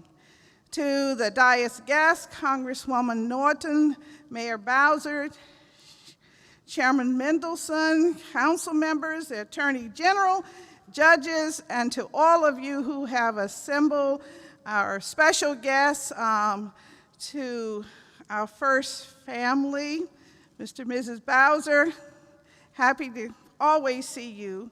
Mr. Bowser is important to me because many, many years ago when I was trying to get a handle on politics and the duties I was assigned, he was instructing me. And so I always have to give deference to him. Please, please, please. I am very honored to stand before you today, and I want to thank all of you who have gathered to witness our democracy at work. To my family, well, thank you so very much for your unwavering support and unconditional love, and special gratitude to my staff for their diligence and commitment to public service. This past November, we won decisively. I am so grateful to the supporters, volunteers, and all that voted for me. If one of my former bosses were here, he would say, all of you voted for me because we're all one family in the District of Columbia. So I'm going to take that prerogative, Mr. Lightfoot, and I'm going to say that. So thank you, everyone, because we're all one family, the District of Columbia, and even our guests that are here today. Thank you all for the faith that you have placed in me and for allowing me to continue representing you and the communities that we dearly cherish. In the new term, you will find me focused on solving glaring housing problems among other significant challenges.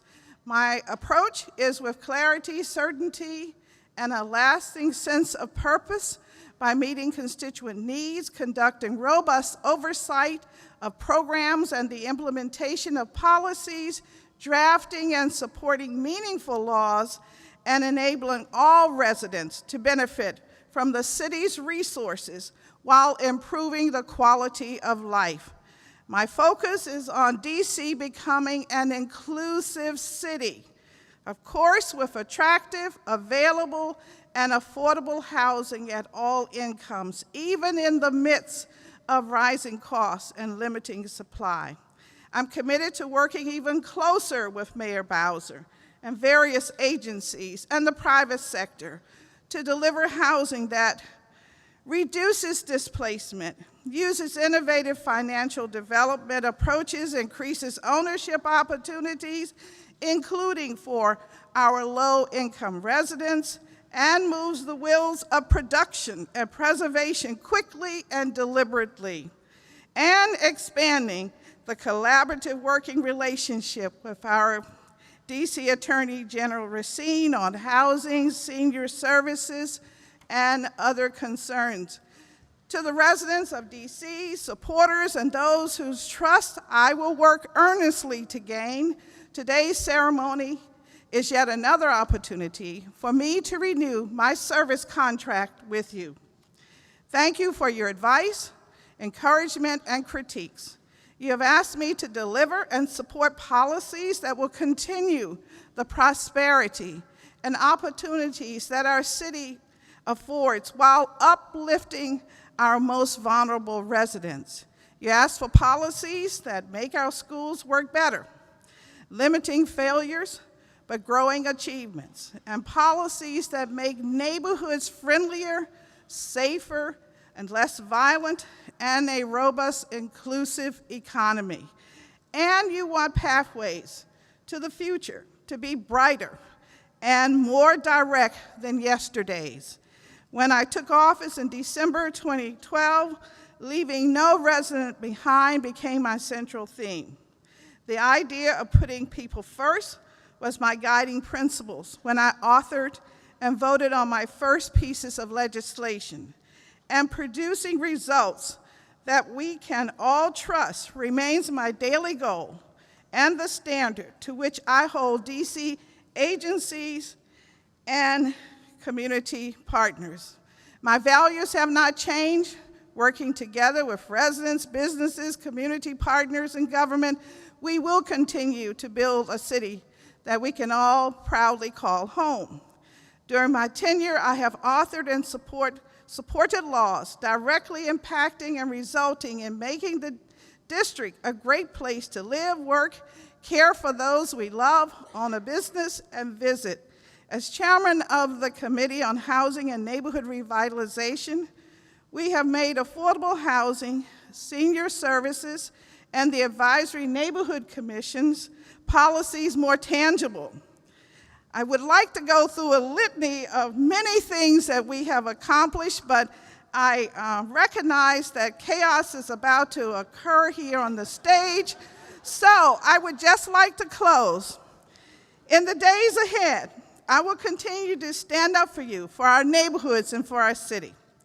I will continue pushing transformative legislation to put brakes on the erosion of reasonably priced housing for residents across all 8 wards.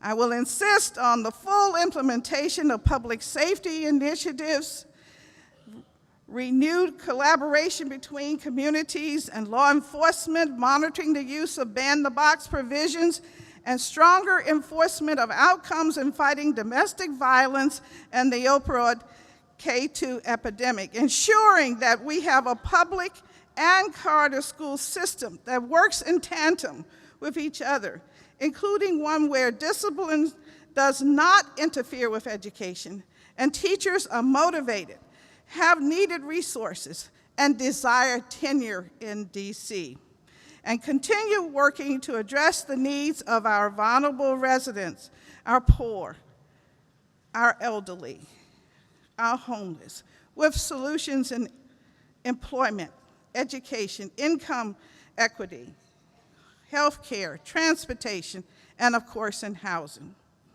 Now, in 2019, we will begin sports gambling that is predicted to increase revenues. Planning includes expenditures on services for our youth.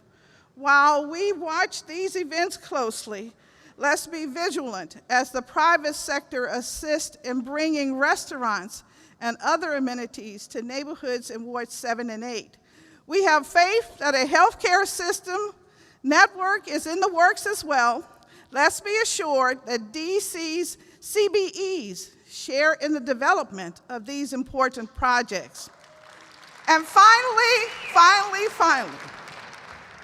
as a proud member of the Democratic Party, I will watch tomorrow's installation of a record number of women Democratic leaders.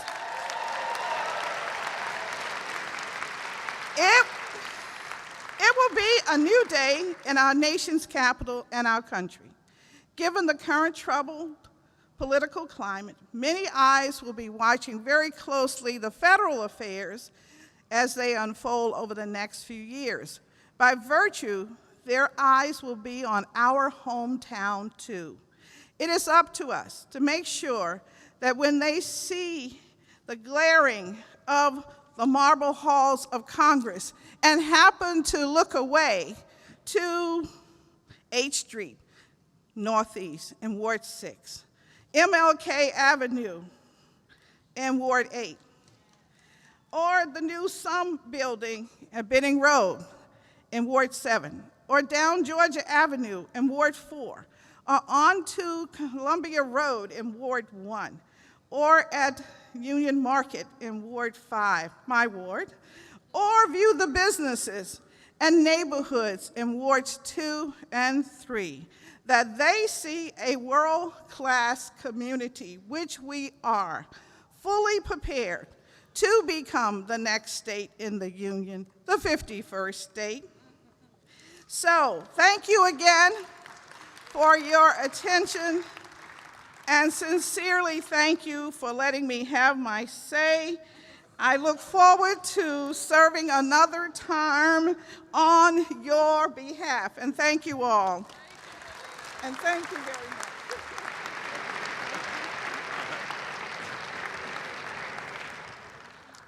much. For those that might not know, I have a TV show on WHUT. It's called The Rock Newman Show. And a lot of times, once we do our show and we put it out on YouTube, we get an abundance of comments and questions. Once I had a council member on, a couple of council members at the same time, and one of the questions was, they asked about the racial makeup of the council. Well, you know, there's a lot of diversity. So, well, yeah, but is it majority black? Is it majority white? Whatever. And I hadn't really paid any attention to it. I did something, and I saw something that said it was majority white. And something happened this summer that made me question that. I was really happy when Eleanor Holmes Norton, when I knew that she was going to be a part of the program, because she can validate, testify, and confirm what I am saying. And the reason why I think that it is in question, because it was like, says 6 black and 7 white. And this summer, she was getting an award, and Chairman Mendelson was getting an award, and I was sitting at the picnic table right across from Chairman Mendelson, and Eleanor was just down from us where she had a good vision, good sight line also. And on that hot July evening, I saw Phil go up and come back with a loaded plate of fried chicken and collard greens. That's okay. No, hey, you know, no deal. The only thing is, I had what was less than a 2-minute conversation with Eleanor and turned back around, and the plate was empty. And someone there said they never saw a white man eat so much fried chicken and collard greens that fast in all their life, that there need to be some DNA done. He's the next person that we're going to introduce, the chairman of the Council of the District of Columbia. Chairman, he will have his oath administered by the Honorable John M. Farron, Senior Judge, District of Columbia, Court of Appeals. Come to the podium, please, my brother.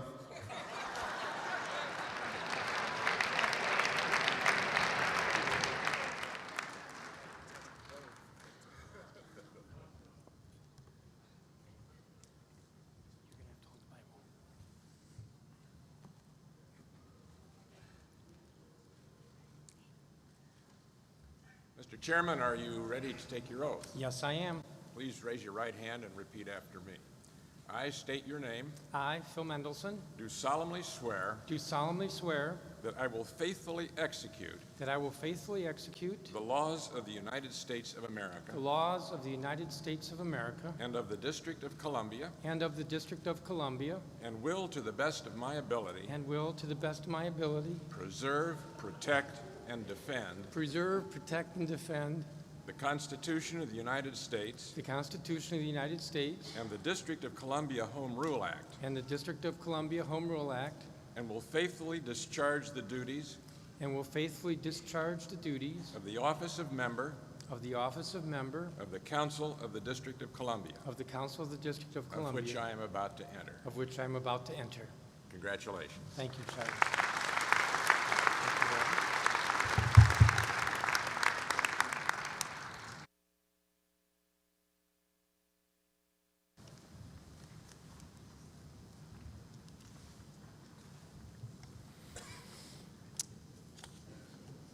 Mayor Bowser, Congresswoman Norton, judges, colleagues, former council members, Mr. Attorney General, regional colleagues, dignitaries, and citizens of the District of Columbia, good morning. It is a blessing to be here. First, I want to thank Judge John Farron for administering my oath of office. Judge Farron has served on the District of Columbia Court of Appeals since the 1970s, except when he served the district in a position we now call Attorney General. He is a widely respected jurist, and I thank him. I also want to thank the two who stood with me just a moment ago here, Anna Harvey, my partner and life manager, and Addie, my daughter and recent graduate of Duke Ellington High School.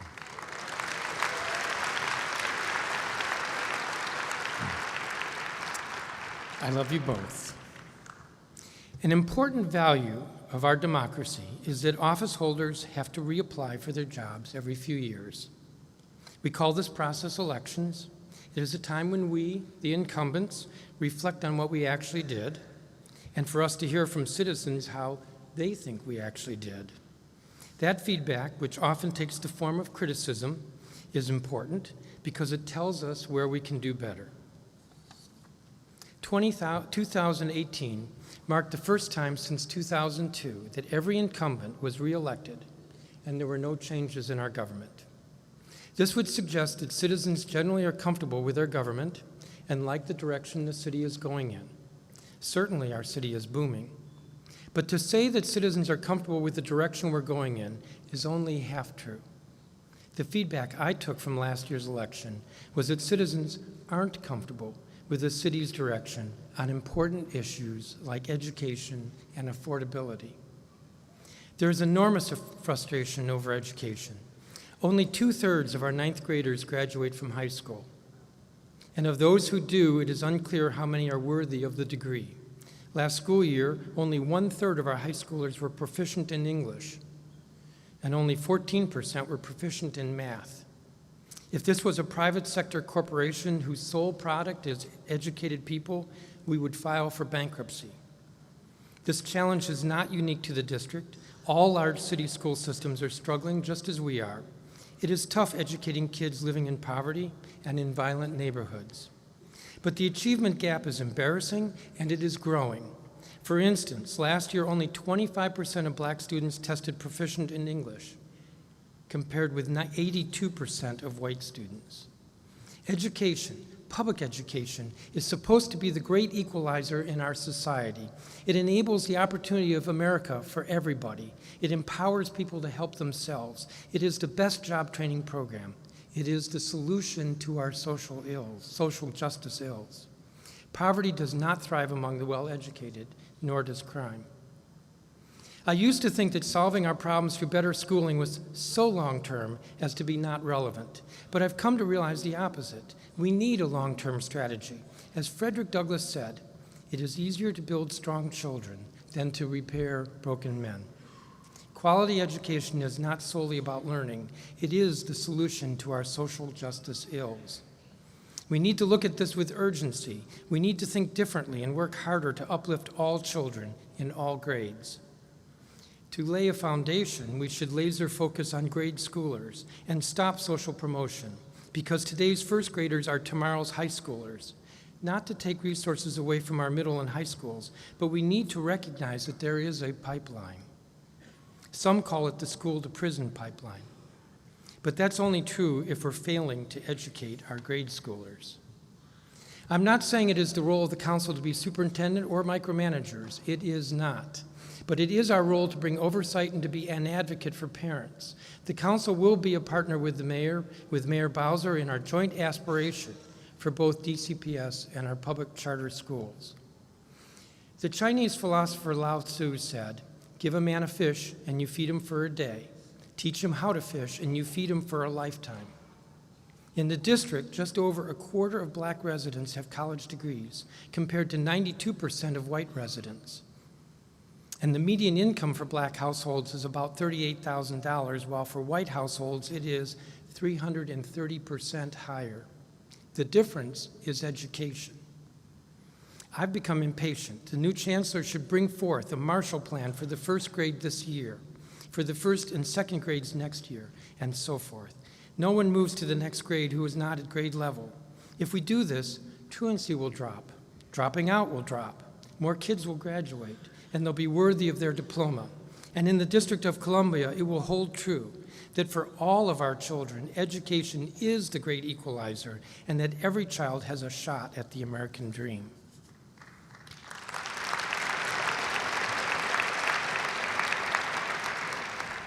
Meanwhile, we are tying ourselves in knots over social justice issues that miss the fundamental problem. Let me start with this. There is a lot about which we, our city, can be proud. Financially, we are very healthy, evidenced by last summer's AAA recognition from Wall Street. We are growing in population, jobs, and nightlife. We are a progressive leader in the country when it comes to workers, union-friendly, $15 minimum wage, the best universal paid leave program when it comes online next year. We're also an environmental leader, best in the world in number of LEED certified buildings, and a new energy policy that will lead our country in fighting climate change. To deal with affordability, our Housing Production Trust Fund has more than triple any other city.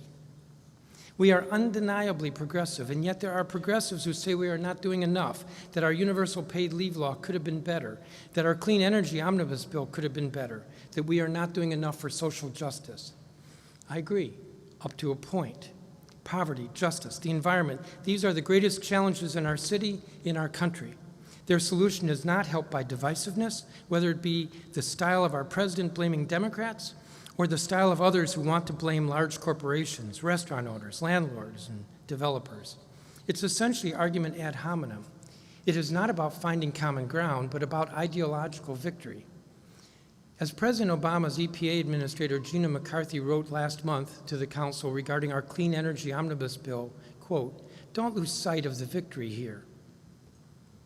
And victory is possible. There is very little that divides us.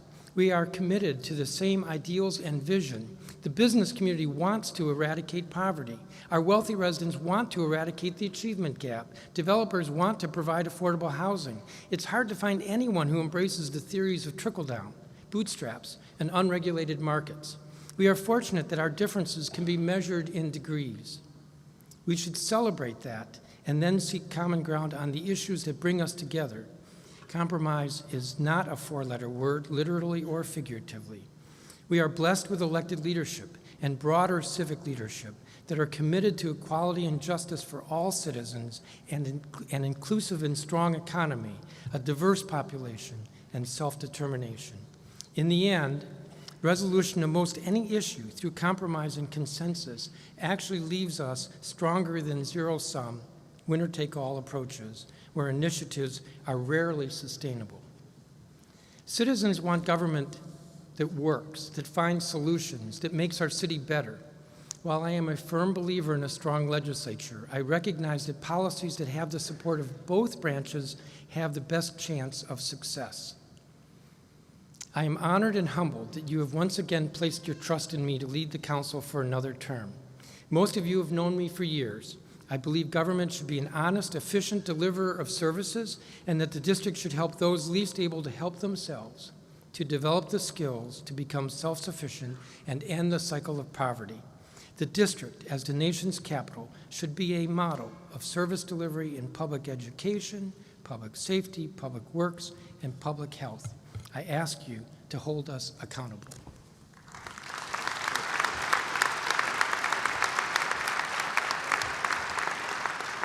Assalamu alaikum. Thank you.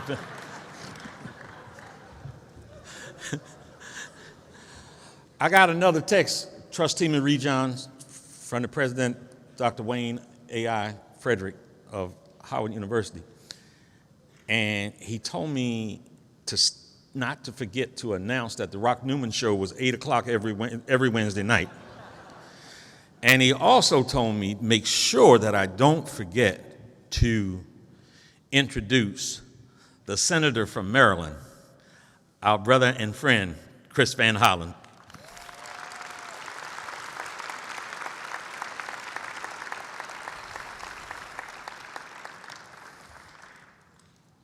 I had prepared a lengthy presentation for the individual that we are introducing next.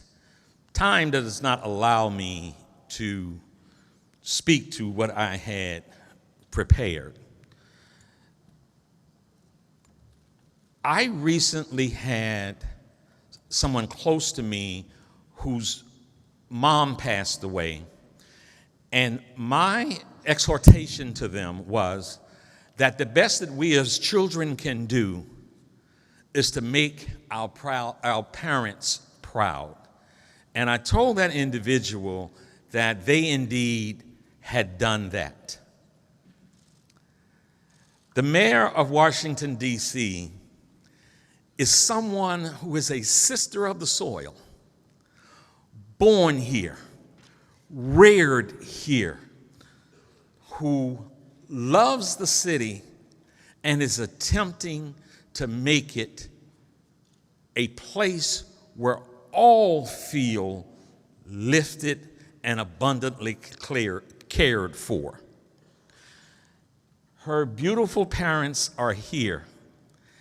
And Muriel, I just turn to you on a personal note to say, if it's our great responsibility and joy to make our parents proud, you, sister, are at the head of the list. God bless you.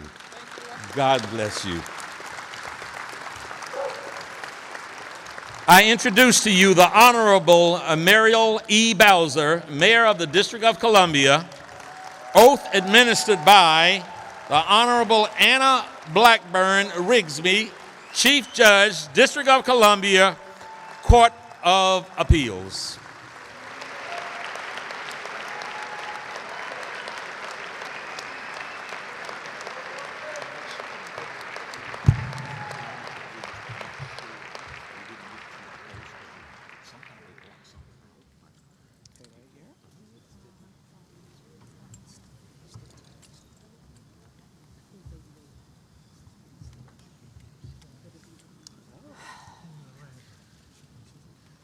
Are you ready to take the oath of office? I am Chief Judge. Repeat after me. I, state your name. I, Muriel Elizabeth Bowser, Having been duly re-elected. having been duly re-elected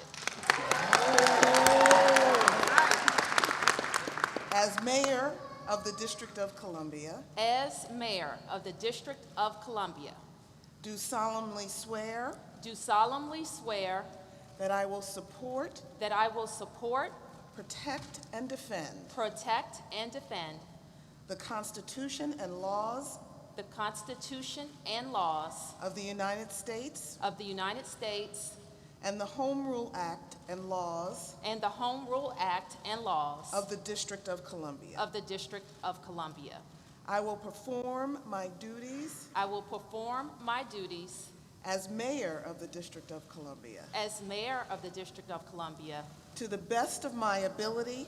to the best of my ability, Without fear or favor. without fear or favor. I will exercise my best judgment. I will exercise my best judgment And will consider each matter before me. and will consider each matter before me From the viewpoint of the best interest. from the viewpoint of the best interest Of the District of Columbia. of the District of Columbia As a whole. as a whole. And I will faithfully discharge. And I will faithfully discharge the duties of mayor. the duties of mayor. So help me God. So help me God. Thank you, Judge. Congratulations.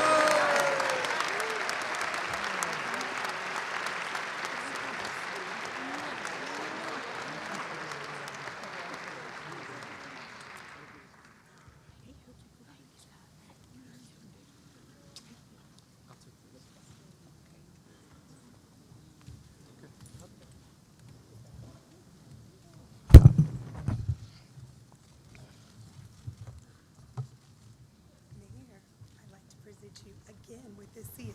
Thank you. The District of Columbia. Thank you.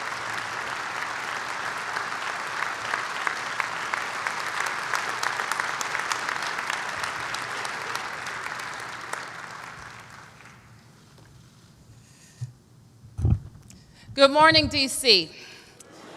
And Happy New Year to each and every one of you. I'd like to thank Chief Judge Blackburn Rigsby for swearing me in today as she did when I became the Ward 4 council member. Congresswoman Norton, Attorney General Racine, Chairman Mendelson, members of the council, friends and family, and friends from around the world and around the region, welcome. Each year, we know, brings a chance for a renewed focus on the people, the values, and the places that matter most to us. Each new term also brings with it lessons learned from triumph, opportunity, challenge, and defeat.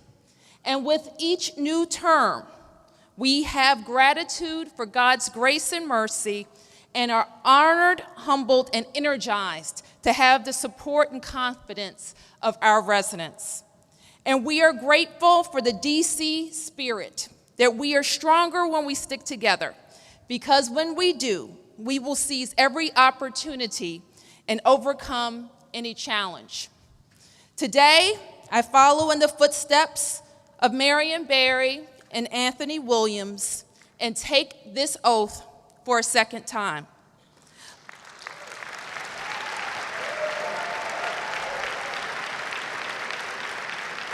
And like them, I do not view a second term as a chance to warm the seat, but to think and act boldly as we work together to take on our toughest challenges. My favorite part of the oath that I just swore is that each of us swears to represent the District of Columbia as a whole, without fear or favor. When I take that oath and when I administer it, I always say these words very slowly, and here's why. We are only as strong as a city as the ward that struggles the most. You cannot represent the District of Columbia as a whole and not reflect that in your words, actions, and budget decisions.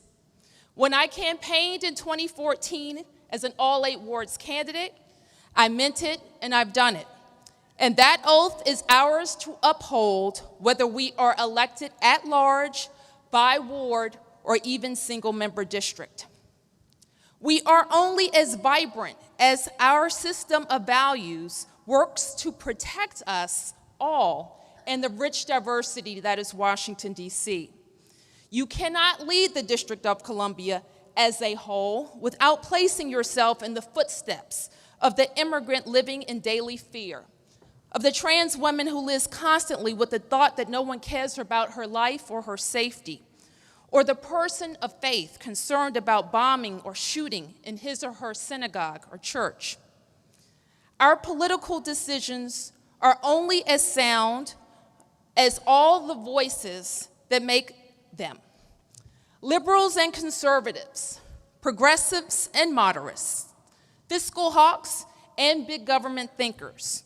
We are committed to a focus on law and order and creating greater economic opportunity.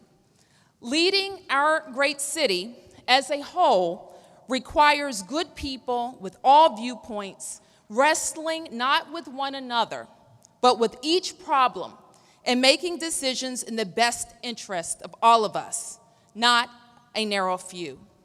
It demands that none of us is a slave to ideology or popularity or even thinking about the consequences of our next election. 4 years ago, I stood on this stage and told you a little bit about myself, that I find peace in Rock Creek Park, that to reset, I have to see the ocean every now and then, and that I'm fiercely loyal.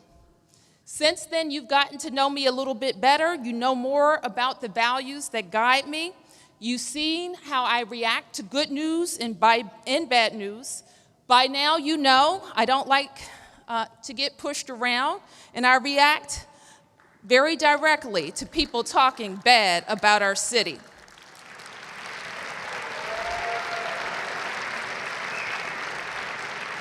You probably also understand why I will never utter the words mumbo sauce except in total praise ever again.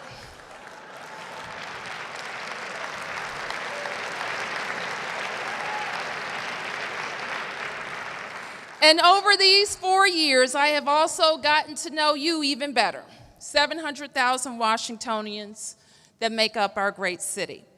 I know that you are fiercely independent too, that you will lock arms with your neighbors when any one of us is attacked, and that our DC values run deep through each of us, whether we were born here or adopted this city as our home. The last 4 years have definitely been memorable. You probably won't remember my first memory, but I do. It was a snowstorm, an Alberta clipper actually, and it happened in my first full week as mayor. Meteorologically, a clipper is a weak area of low pressure. Weak area of low pressure is not the phrase you want associated with your first week as mayor. Just days later, we were challenged again, this time leading the response to a tragic metro accident. The loss of Carol Glover sat in our region, and our team did a top-to-bottom review to ensure that DC and the region would change the culture of Metro, both ensuring our safety and our economic future. So those first 2 weeks, what I so desperately wanted to be the start of our fresh start, was actually a slow start. I remember being bestowed the not-so-great honor of the worst week in Washington by our friends at the Post. That lesson I took from it was that the mayor must be the one who admits what went wrong, explains what steps she will take to fix it, and establish what needs to be done so it never happens again. I always keep in mind the words of Maya Angelou, you may encounter many defeats, but you must not be defeated. And so we never stopped fighting for dedicated funding for Metro until we got it. And when Snowzilla came in 2016, we were ready. Our snow team and residents pulled together to get the city back up and running before any other place in the region. We had triumphant moments too. We hosted the Pope and the inauguration of the 45th president, and then the next day, 1 million women came to Washington, D.C. to be heard without incident or arrest. And when we were visited by those who spew hate, we showed the world that D.C. is united in love. We opened 2 venues to help cement us as a sports capital. An arena in Congress Heights, now home to the Washington Mystics, Capital City Go-Go, DC's Fight Game, and a stadium at Buzzard Point to house our DC United. Not to mention hosting a world-class all-star game and a Capitals victory parade.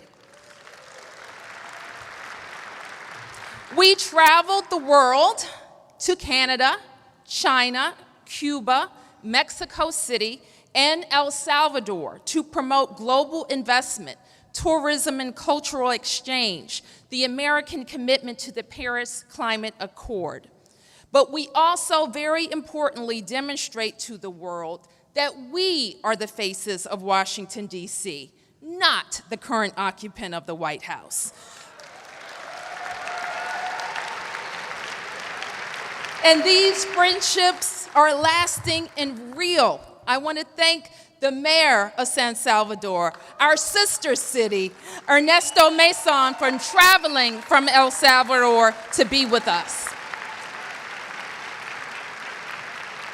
I also want to acknowledge my sister leaders from wards 9 and 11. Or should I say, the gorgeous Prince George's and lovely Loudoun counties. Please give a big hand to Angela Also Brooks and Phyllis Randall. And Lieutenant Governor, I want to thank you, and Senator, thank you for joining us as well. With Relisha heavy in our hearts and minds, we also focused on ending homelessness. We prevented more than 6,000 people from becoming homeless and once and for all shuttered DC General and opened 3 out of our 6 short-term family housing facilities. Much of what we have achieved is because we stand on a solid foundation. 23 straight balanced budgets. We eliminated material weaknesses from our audits and got upgraded to a AAA bond rating from Moody's. We welcomed 700,000 residents in February.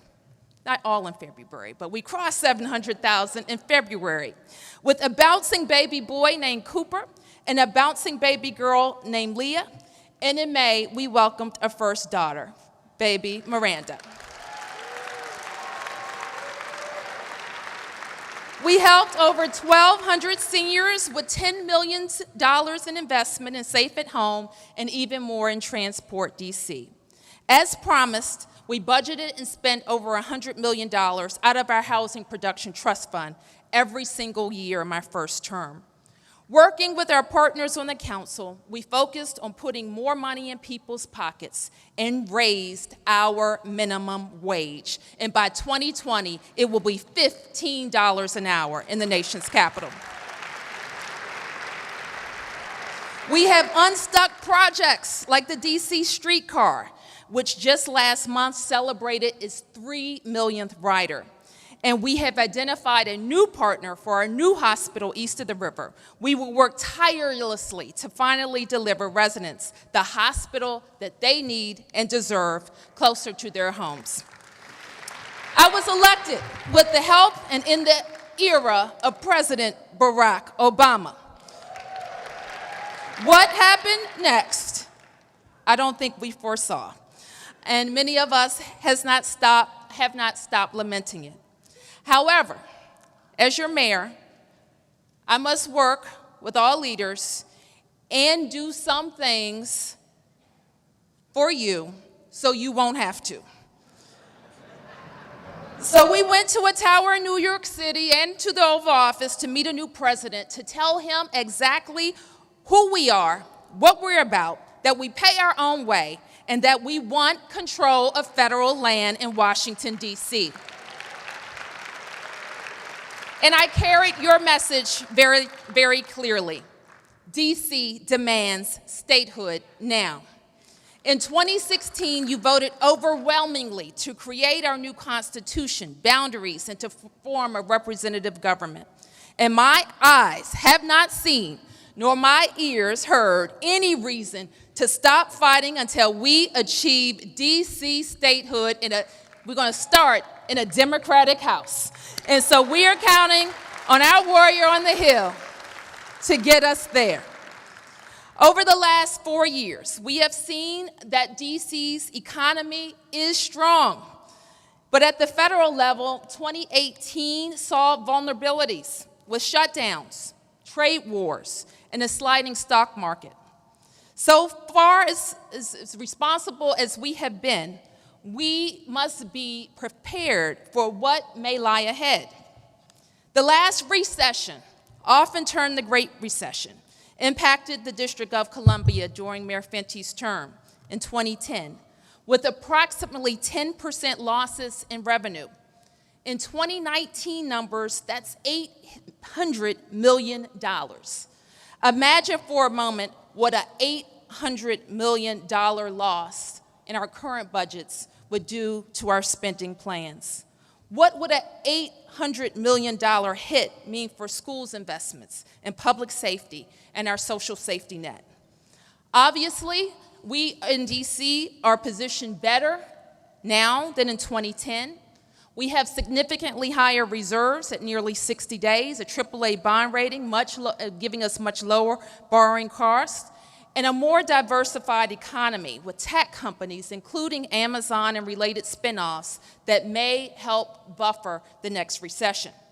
We are less federal government reliant, but they are still a large part of our economy.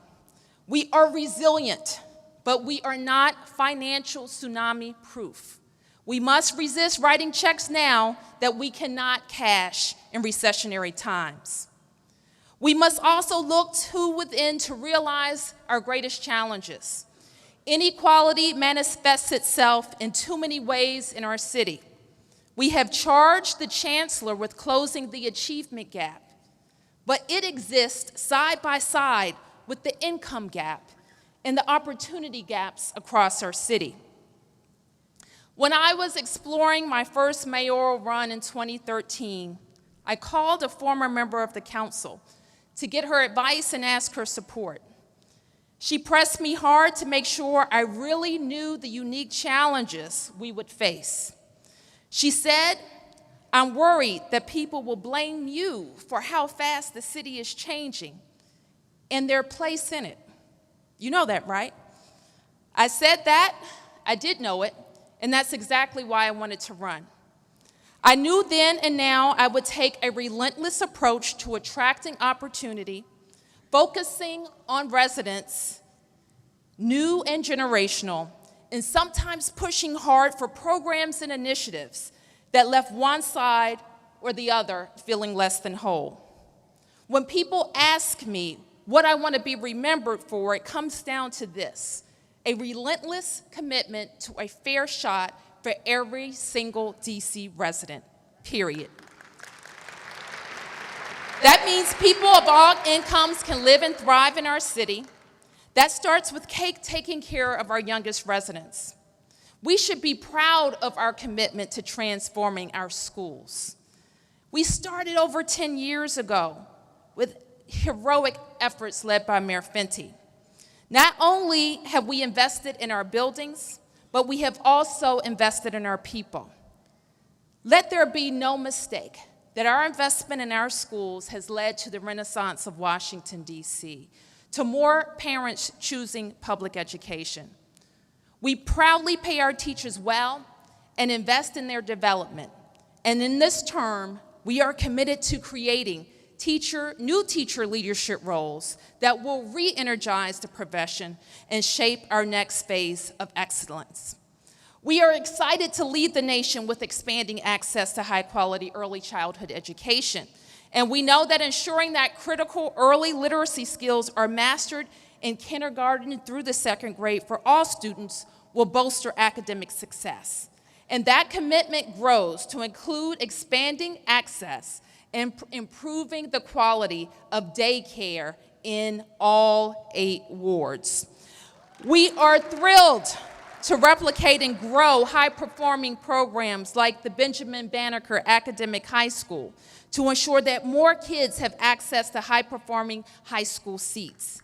Beyond that, incubating new learning models will be a hallmark of how we prepare students for career pathways of today and tomorrow.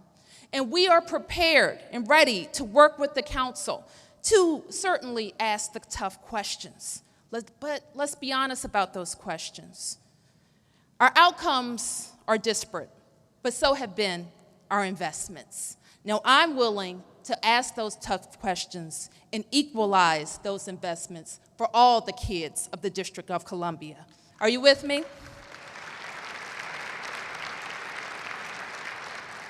A fair shot also means that we will reduce crime in all neighborhoods. One of the worst calls that you can get as mayor is when someone dies on our streets. Even worse, when that person killed is an innocent child, like Micaiah, who should be doing the things that little girls do. Or Wendy, who should be enjoying life with her new husband. Or Zaire, who should be going off to college, just like his twin brother. But when there is a spike in homicides, nothing else seems to matter. But there is hope that we can overcome this heart-wrenching challenge. MPD must and will do its part. That's why the 3,800 members of the Metropolitan Police Department have been engaging residents and visitors alike to drive down violent crime in DC for the last 4 years. In fact, we have 2,000 fewer violent crimes in 2018 than we did when I became mayor. But MPD, we know, cannot do it alone. And that's why the Office of Neighborhood Safety and Engagement and the Cure Violence initiatives are focused on interrupting violence before it happens. But we cannot for one moment forget the havoc that illegal guns and those willing to use them are creating for DC families. Some havoc in some neighborhoods every single night. I can assure you that shootings and gunplay will not be tolerated in this city, and that getting away with murder will never be our norm.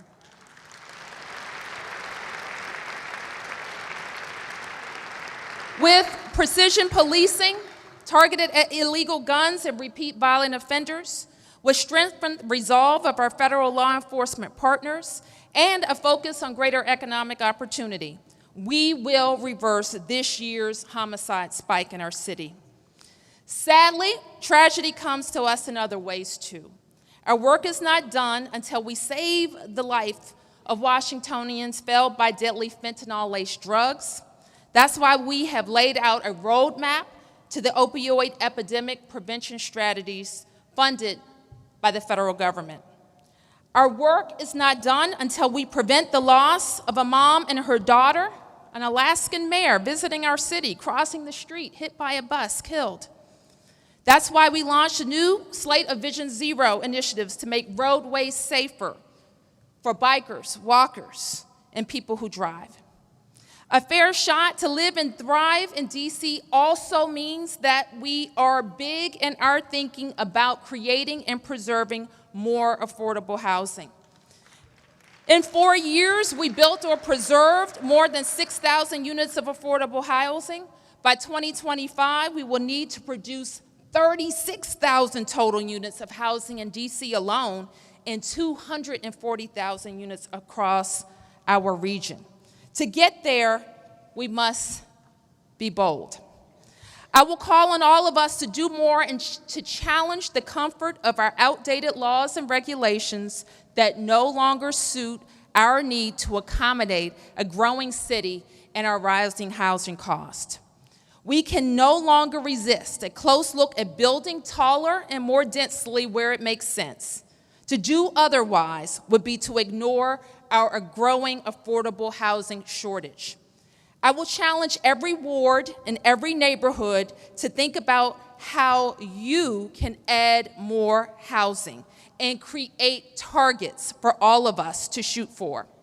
I will challenge our policymakers to craft programs to both produce deeply affordable housing for our most vulnerable families and individuals. We will also invest in more workforce housing for teachers, social workers, police officers, and firefighters. A fair shot means an opportunity, be it a job or owning a business. That's why I'm proud that in our first 4 years, we pushed the unemployment rate from 7.5% to 5.6%, with the most significant drops occurring in wards 5, 7, and 8. We increased our government's spending with certified business enterprises more than double, from $359 million when I became mayor to $814 million this year. Our investment in UDC has also grown, and a new infrastructure academy has opened to prepare residents, not just for jobs, but good careers. We top national lists for women tech entrepreneurs and investment. While we are making progress, we have much more work to do. We can't take a victory lap as a whole if African Americans in our city continue to see lagging wages and a huge income disparity with their white neighbors. Knowing that the mayor alone cannot provide a fair shot, we will charge forward into the second term, and knowing that each of us has a charge to keep. I will call on DCPS to reshape the vocational offerings, preparing our high school students for good-paying, DC-sustaining jobs that allow them to stay in DC. That's right, contemporary vo-tech. And any longtime DC resident will tell you, we are currently losing a generation of kids who haven't been engaged by our current vo-tech offerings. I will call on bankers and lenders to reinvest in our city and our people with small business loans, microloans, loans for returning citizens, and special loans for DC government workers who want to buy a home in the neighborhoods that they serve.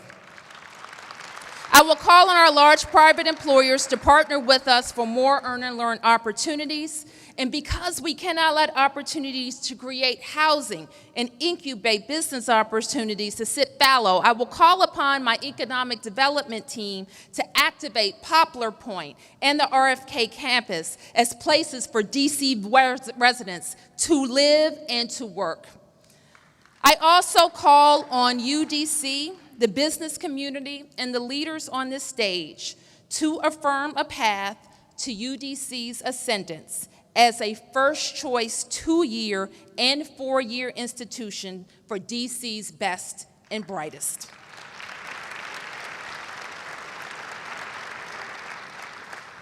Certainly, each of us as individual Washingtonians, no matter where you're the mayor like me or small business owner, whether you choose DC as your home or you choose to stay here because you were lucky enough to be born here, no matter whether you're rich or you're poor, we've each asked ourselves how we can do more for our city, how we can make sure that we are contributing to its progress. As President Barack Obama has reminded us many times, progress doesn't travel a straight line, but it zigs and it zags, and it fits and it starts. And certainly, that is the story of our city. It is the story of any city in our country that is trying to do the most good for the most people. I got into politics because I knew it was the way to help the most people the fastest. And I wake up each and every day still thinking of how we can help more Washingtonians achieve the prosperity that is growing in our city. I've been fortunate to serve our city as an advisory neighborhood commissioner, a ward council member, and now as a twice-elected mayor. When people on the street meet me and tell me about their hopes and dreams for our city, their interactions with government, or the job they think I'm doing, I usually end the conversation with this question: can I count on you to stick with me? Inherent in the question is the promise that I will wake up every day committed to working on the tough issues and making the best decisions for the District of Columbia as a whole. I need you to keep pushing because we are counting on you to lead, to speak for us, to represent us, and to make us proud. So today, I say thank you from the bottom of my heart for sticking with us, for trusting us, for pushing us. To everybody who's worked for me in the Ward 4 Council office, the 30,000+ people who work for DC government, for the Ward 4 residents and DC residents who stuck with all of those green and yellow campaigns, I say thank you. And I also say, we will continue to make you proud. May God continue to bless each of you, and may God bless the District of Columbia.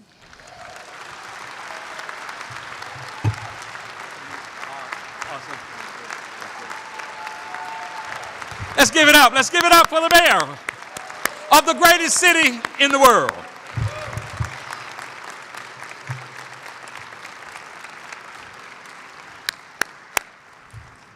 You know, the mayor, Mayor Bowser, is so measured and articulate, erudite. I want to say this. Part of my life experience comes from the world of pugilism. And we used to have a fighter, a new fighter, that, was coming up. You take him to a new gym. Didn't matter if it was Gleason's in New York or the Kronk in Detroit or De La Hoya's gym out in Los Angeles or Mexico or Thailand or wherever it might be. When you take the fighter in there for the first time, you got somebody that goes for his head, somebody that want to take him out and show him that it's not a new sheriff in town. And so I just remember when Muriel first got elected and took office, the first week or so, you had Jason Chaffetz and some other folks who claimed to have oversight and the good interests, the best interests of Washington, D.C. in mind, trying to take her head, trying to push her around. And of course, she was articulate and erudite. But I want to translate what I saw happen back then, which got worldwide respect. There was that imperceptible sister neck twitch, and that interpretation of that articulate, erudite language was, you better talk to the hand, because I ain't trying to understand. So she ain't just all of that sophistication. She's tough as nails and cares about the city and is doing an incredible job and deserves another round.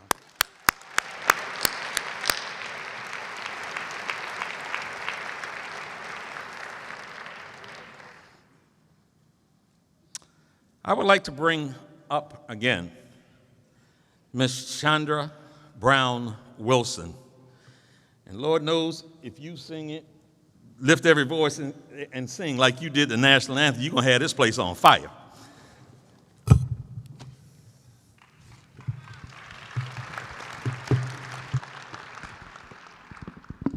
Please stand if you are able.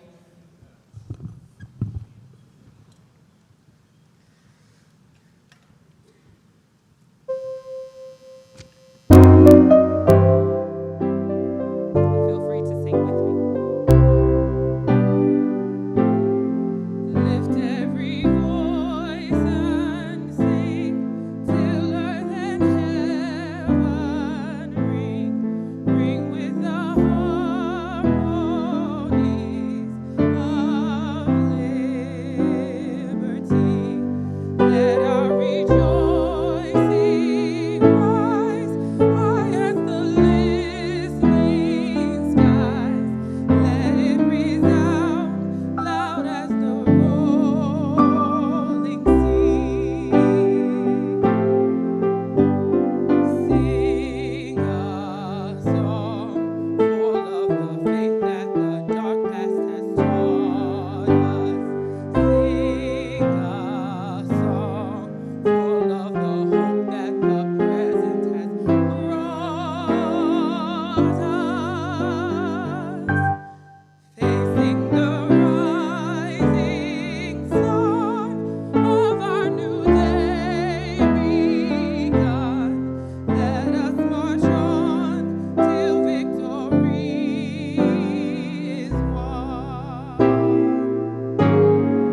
God of our weary years, God of our silent tears, Thou hast brought us thus far on the way. Thou hast by Thy might led us into the light. Keep us forever in Thy path, we pray. Lest our feet stray from the places, our God, where we met Thee. Lest our hearts, drunk with the wine of the world, we forget Thee. Shadowed beneath Thy hand, may we forever stand true to our God, true to our native land.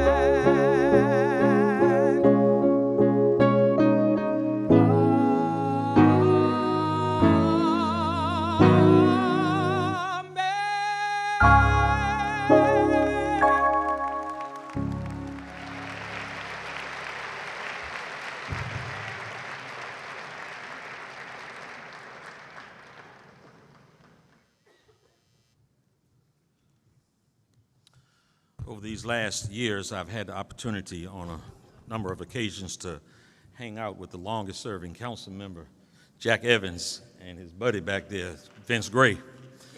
And so when I told them I wanted to do the benediction, after the time I spent with them, both of them gave it a thumbs down, said, don't let him do the benediction.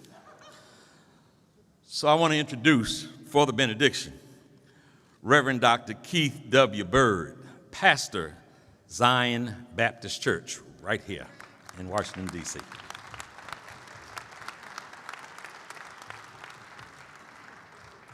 I think Rock would have done a good job. Let the church say amen. Let us pray. O Lord our God, how excellent is your name in all of the earth. Lord, you have heard the oaths that these your servants have sworn to uphold. We know, as we believe they too know, that they cannot achieve anything without your power, without your guidance, without your grace, and without your mercy.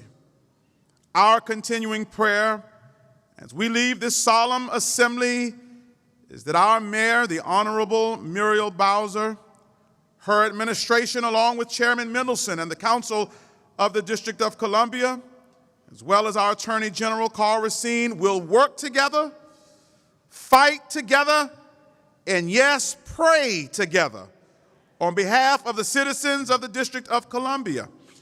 We pray that they may have the courage, the moral fortitude, and the political will to do good for all of our citizens, even as our great city does well.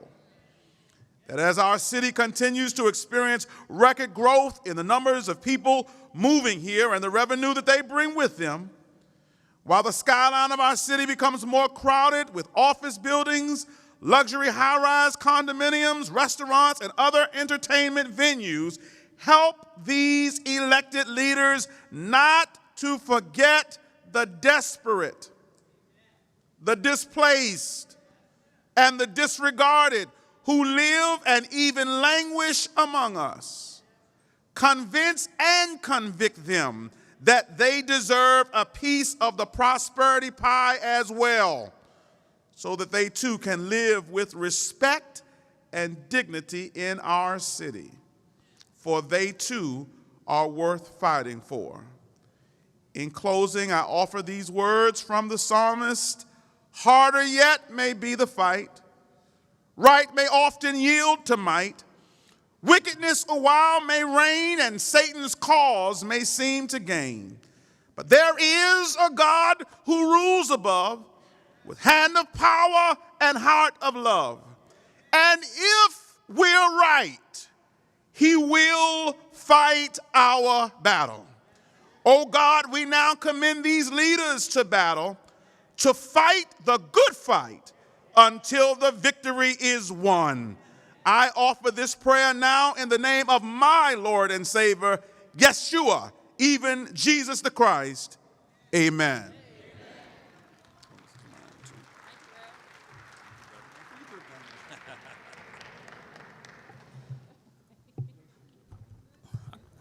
I step to the mic to close the program, and Tony Williams here is holding up and says, wrap up. Folks, that concludes our program today. God bless you for showing up and sharing your support. May you all be peaceful and drive very carefully and arrive home safely. God bless.